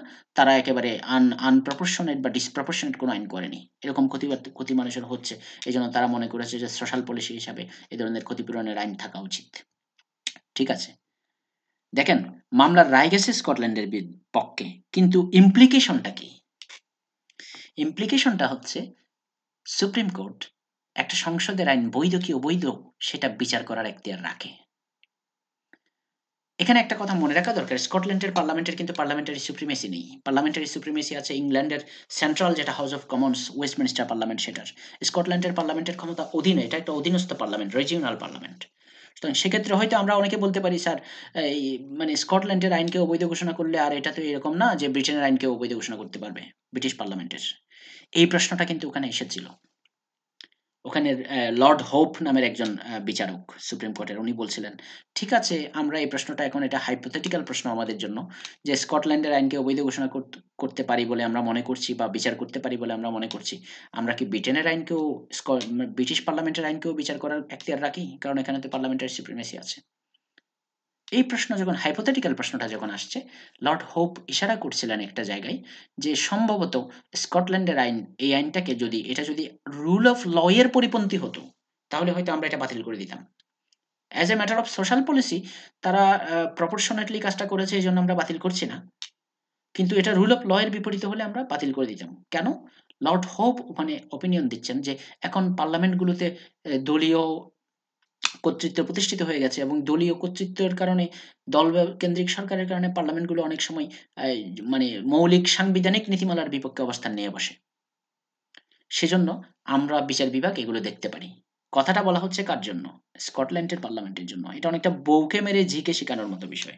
যদি কথাটা ইউকের সুপ্রিম কোর্টের জাস্টিস লর্ড হোপ যদি বলে থাকেন যে এই স্কটিশ পার্লামেন্টে রুল অফ ল এর কনসিডারেশন যদি না থাকে, পার্টি কন্ট্রোলের কারণে পার্লামেন্ট যদি রুল অফ ল বিরোধী কোনো আইন করে থাকে সেটা আমরা দেখতে পারি। তার মানে কথাটা কি হলো? পার্টি ডমিনেন্স কিন্তু ওয়েস্টমিনিস্টার পার্লামেন্টেও আছে। Rule of law Westminster parliament লঙ্ঘন করলে তখন হয়তো আমরা একদিন, আজ থেকে 100 বছর বা 50 বছর পরে হয়তো কোর্ট বলবে রুল অফ ল একটা ফান্ডামেন্টাল কনস্টিটিউশনাল কনসেপ্ট, এটা British supreme court legislature parliament এটা বাদ করতে পারে না। তখন আমরা বলবো যে এটা পার্লামেন্টারি সুপ্রিমেসি লিমিটেড। বলার পথ কি তৈরি হচ্ছে না? আমি ইশারা করছি ভবিষ্যতের দিকে যে আমাদের এই দুটো লেকচারের বিষয়বস্তু হচ্ছে ইউকে এর পার্লামেন্টের পাবলিক ল এর বিবর্তনের গতি দ্বারা দেখা, তাই না? কোন দিকে যাচ্ছে সেই ইশারাটা করছি। হ্যাঁ, সুতরাং এটা মনে রাখেন, লর্ড হোপ সব কথা স্কটল্যান্ডের পার্লামেন্টের বেলায় বলেছে, কিন্তু ইশারা বউকে মেরে ঝিকে শেখানোর মতো। আমার ধারণা ইশারাটা আস্তে আস্তে এই ব্রিটেনের পার্লামেন্টের দিকেও হয়তো আসছে। এটার উদাহরণ তোমরা বলতে পারো, স্যার আপনি এত ধারণা করেন কেন? হ্যাঁ, আরো আছে। ধারণা করার আরো একটা কারণ দেখাই। এই ৩ টা কেস ৪ টা কেস দেখলে বোঝা যাবে ধারণাটা কেন এরকম। হ্যাঁ? আচ্ছা, এতক্ষণ কথা হলো কি নিয়ে? Judicial review of legislation. আচ্ছা, এর আগে বলেছিলাম জুডিশিয়াল রিভিউ অফ এক্সিকিউটিভ হতে পারে। জুডিশিয়াল রিভিউ অফ লেজিসলেশনের আরেকটা উদাহরণ দিয়েছি ১৯৯৮ সালের হিউম্যান রাইটস অ্যাক্ট। আরো কিছু কেস দেখেন। আমাদের এখানে ব্রিটেনের একটা ঐতিহাসিক টেন্ডেন্সি হচ্ছে ওরা রয়্যাল প্রিরোগেটিভ মানে রানীর প্রিরোগেটিভ পাওয়ার, ক্রাউনের প্রিরোগেটিভ পাওয়ার এটাকে জুডিশিয়াল রিভিউ করে না। কারণ কি বলা হয় যে ক্রাউন বা রয়্যাল ফ্যামিলি যেটা মানে রানী বা রাজা, উনি আইনের ঊর্ধ্বে, উনি বিচার বিভাগ, নির্বাহী বিভাগ, আইন বিভাগের ঊর্ধ্বে। এই জন্য রয়্যাল প্রিরোগেটিভের আওতায় কোনো কিছু করলে সাধারণত কোর্ট এটা দেখে না, বলে যে এটা ইট is not, it was the standard for last hundreds of years. Court এটাতে দেখে না, মানে এটা বলে যে আমাদের এখতিয়ার নেই। কিন্তু ১৯৮৪ সালের একটা মামলায় ইউনিয়ন অফ সিভিল সার্ভিস, এটা হয়তো ২০০৫ সালের আইনের অনেক আগে, এটা লেজিসলেশনকে চ্যালেঞ্জ করা হয়নি, এটা গভর্নমেন্টাল ডিসিশনকে চ্যালেঞ্জ করা হয়েছে, এক্সিকিউটিভ লকে, এক্সিকিউটিভ ডিসিশনকে জুডিশিয়াল রিভিউ করা হচ্ছে। এবং সেখানেই প্রশ্নটা এসেছে, এটা মার্গারেট থ্যাচারের আমলে। উনি একটা বিধান করলেন যে সরকারের কমিউনিকেশনস হেডকোয়ার্টার অর্থাৎ গোয়েন্দা সংস্থা বা নিরাপত্তা সংস্থার সাথে যারা জড়িত স্টাফ, তারা ট্রেড ইউনিয়ন করতে পারবে না, কারণ তারা ট্রেড ইউনিয়ন করলে জাতীয় নিরাপত্তা বিঘ্নিত হবে। এখন এই কাজটা এই সময় কিন্তু আয়ারল্যান্ডের, আমি বলেছিলাম আইরিশ রিপাবলিকের এখানে ইনসারেকশন চলছে, সন্ত্রাসবাদী তৎপরতা চলছে। আমি গত ক্লাসে এগুলো উদাহরণ দিয়েছিলাম, ইতিহাসগুলো বলেছিলাম আয়ারল্যান্ড কিভাবে পৃথক হলো, সেই সময়কার ঘটনা এটা। তো মার্গারেট থ্যাচারের সরকার যখন এই কথাটা বললেন, একটা অর্ডার করলেন, অর্ডারটা উনি দিলেন এখানে দুই ক্ষমতা, একটা হচ্ছে রানীর প্রিরোগেটিভ পাওয়ার দিয়ে এই অর্ডারটা দেওয়া যায়, আরেকটা হচ্ছে প্রধানমন্ত্রী বলতে পারেন আমি আমার এক্সিকিউটিভ পাওয়ারে এটা করছি। উনি যদি এটা এক্সিকিউটিভ পাওয়ারে করেন, এটা সরাসরি জুডিশিয়াল রিভিউতে চলে যাবে, সমস্যা। উনি করলেন কি কৌশল করে, বললেন যে না, এটা রয়্যাল প্রিরোগেটিভ অর্ডার একটা, এতে সমস্যা লেগে গেছে। এখন যখন এটাকে ৮৪ সালে এই সিভিল সার্ভিস ইউনিয়নের লোকজন এটা চ্যালেঞ্জ করে বলল যে আমরা ট্রেড ইউনিয়নে জয়েন করতে পারবো না, এটা কেমন কথা? হ্যাঁ, তখন সরকার গিয়ে বলল যে এটা তো জুডিশিয়াল রিভিউতে পড়বে না, এটা রয়্যাল প্রিরোগেটিভ। কোর্ট বলল যে না, রয়্যাল প্রিরোগেটিভ হলেই আপনাকে আমি ছাড় দেবো কেন? হ্যাঁ, রয়্যাল, এখানে এইটাই হাউস অফ লর্ডস এই মামলায় বলেছিল যে রয়্যাল প্রিরোগেটিভ মানেই এটা জুডিশিয়াল রিভিউর বাইরে, এমন না। দেখেন রানীকেও ধরে ফেলছে, রাজপরিবার মানে রাজকীয় ক্ষমতা যেটা প্রিরোগেটিভ পাওয়ার, সেটাকেও ধরে ফেলছে। যদি আমি গত ক্লাস থেকে এটা মনে করিয়ে দিই আপনাদেরকে, মনে আছে কিনা সেই প্রোক্লেমেশন কেস 1610, সে মামলায় এই জাস্টিস এডওয়ার্ড কুক বলছিলেন যে রাজার ক্ষমতা নেই পার্লামেন্টের আইনের বাইরে গিয়ে কোনো আইন করে।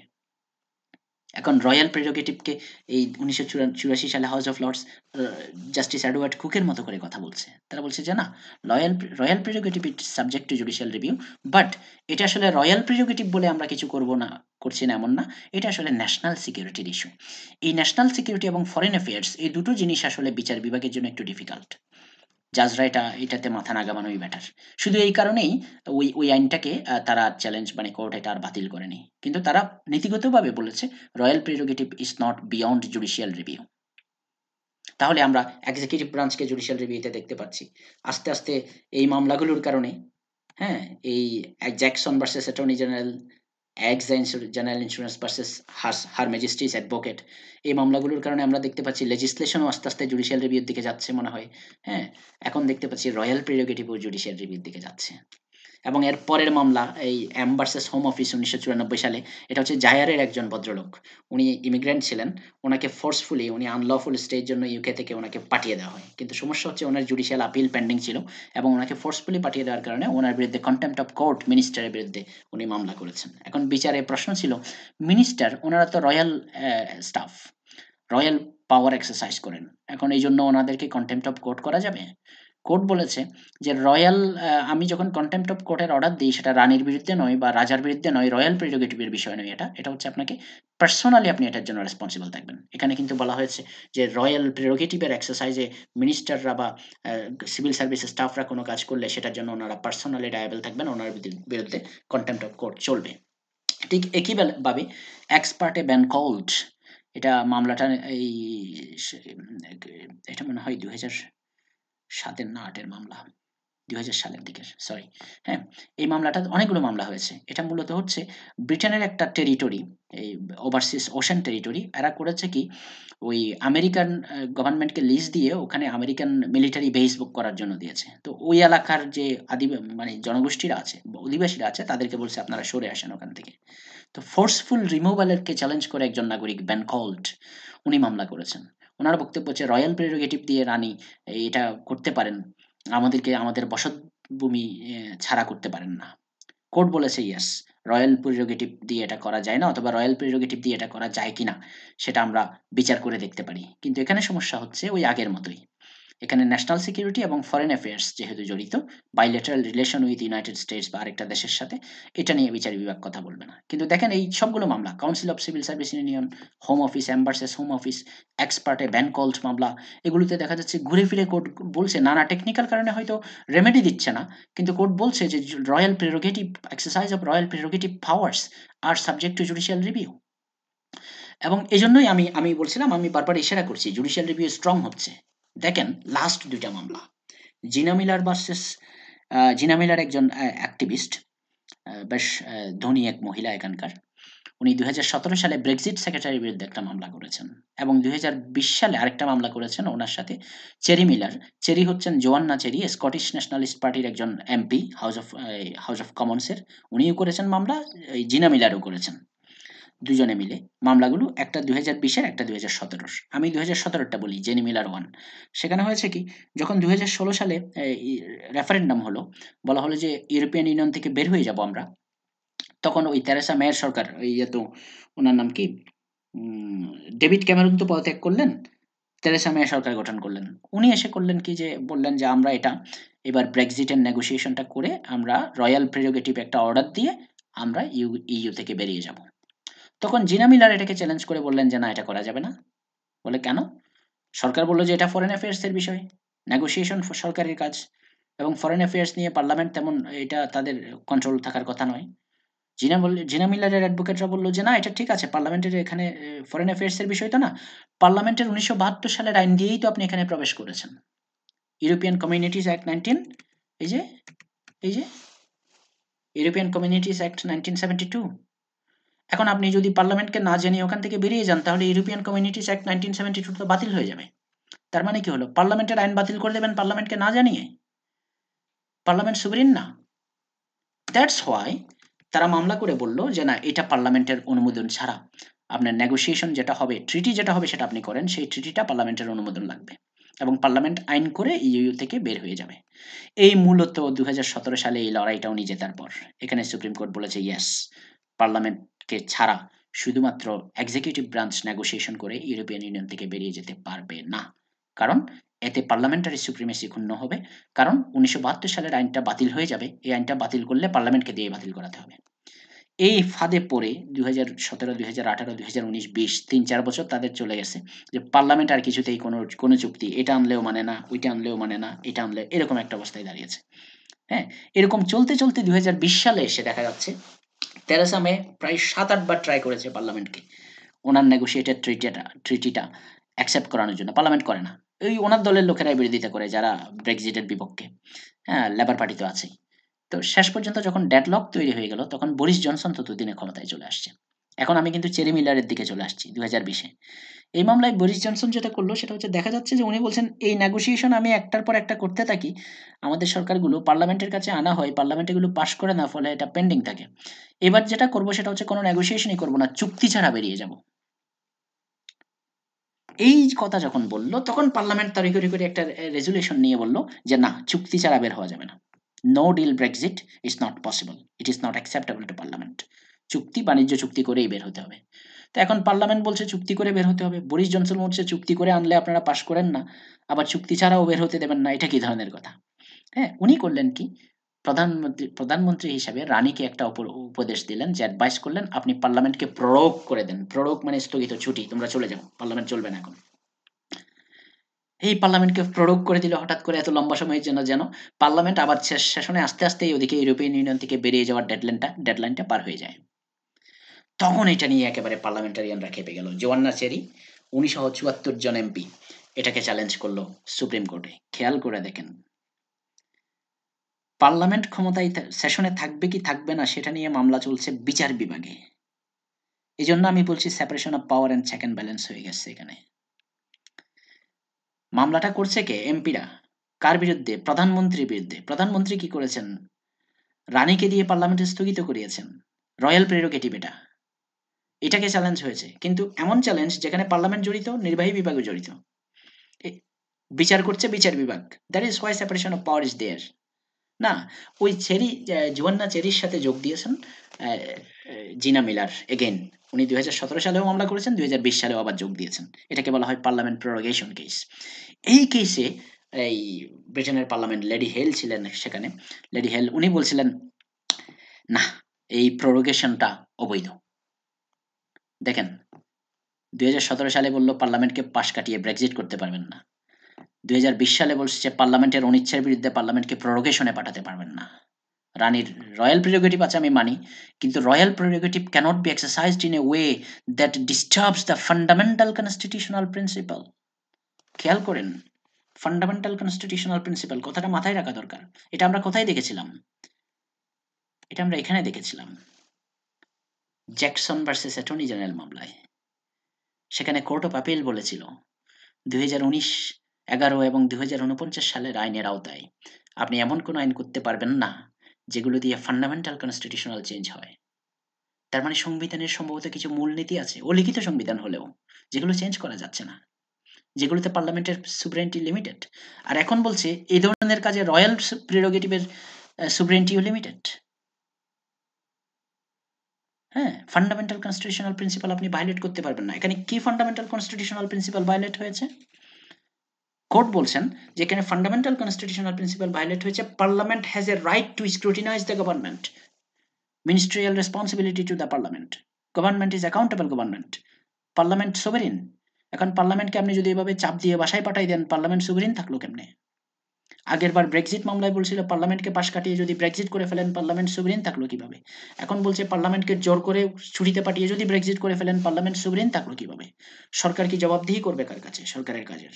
এরকম তো করা যায় না। পার্লামেন্টকে ইচ্ছের বিরুদ্ধে তো কি এটা এই প্রোরোগেশন করা যায় না।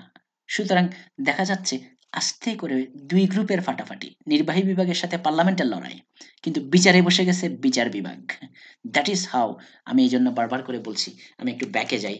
আমার মনে হয় আমি আমার লেকচার শেষ করার পথে চলে এসেছি, কিন্তু আমার মনে হয় আমি আমার জাস্টিফিকেশনটা, আমি যে পয়েন্টগুলো রেজ করতে চাচ্ছিলাম সেগুলো রেজ করতে পেরেছি। আমি মনে করছি, আমি বলছি যে from government and parliament to the court. America, Britain, British constitution, গত 2 ক্লাস, আজকের ক্লাস এবং এই ক্লাস, এটার পুরো জিস্ট হচ্ছে এই স্লাইডটা। British constitution, stages of evolution. দেখেন, মোনার্ক থেকে পার্লামেন্ট, পার্লামেন্ট থেকে পার্টি, পার্টিগুলো থেকে আবার ইলেকশন, এই জনগণের কাছে ইউনিভার্সাল সাপ্রাইজ, তারপরে হাউস অফ লর্ডস থেকে হাউস অফ কমন্সে পাওয়ার, তারপরে ক্যাবিনেট ডিক্টেটরশিপ থেকে আবার সিলেক্ট কমিটির মাধ্যমে অ্যাকাউন্টেবল গভর্নমেন্ট, এবং এখন দেখছি সেপারেশন অফ পাওয়ার। 2009 সালে সুপ্রিম কোর্ট অ্যাক্ট আলাদা হওয়ার পরে সুপ্রিম কোর্ট এখন দেখছি সেপারেশন অফ পাওয়ারে চলে আসছে, চেক অ্যান্ড ব্যালেন্সও চলে আসছে। হ্যাঁ, কিছুটা লেজিসলেটিভ পার্লামেন্টারি লকে জুডিশিয়াল রিভিউ করার দিকেও একটু আগাচ্ছে। তাহলে ব্রিটেনের পার্লামেন্ট আর কয় বছর সুভেরেন থাকবে আমি জানি না, বাট ইশারাটা হচ্ছে Britain is moving towards the written constitutional direction. Okay, so with this note I graciously, আমার মনে হয় আমি খুব আনন্দের সাথে এই দুটো লেকচার শেষ করছি। ইনশাল্লাহ আমার বই ইউকে, ইউএসএ এবং ইন্ডিয়ার উপরে এই বইটা চলছে, এবং প্রত্যেকটি চ্যাপ্টার শেষ হওয়ার পর আমি এরকম একটা একটা লেকচার আপলোড করে আসলে স্টুডেন্টদেরকে এবং আপনাদেরকে যারা ইন্টারেস্টেড তাদেরকে এটা নিয়ে অবগত রাখবো। এবং আমি আশা করছি এতে আমার লাভ হচ্ছে। এরকম মানে ডেডলাইন ধরে কাজ করতে করতে আমার বইটা অনেক বছর ধরে পড়ে আছে, আমি ইনশাল্লাহ শেষ করতে পারবো, এটা আমি আগেও বলেছি। সবাইকে ধন্যবাদ আমাকে মনোযোগ দেওয়ার জন্য। আমি বিদায় নিচ্ছি। Thanks for joining.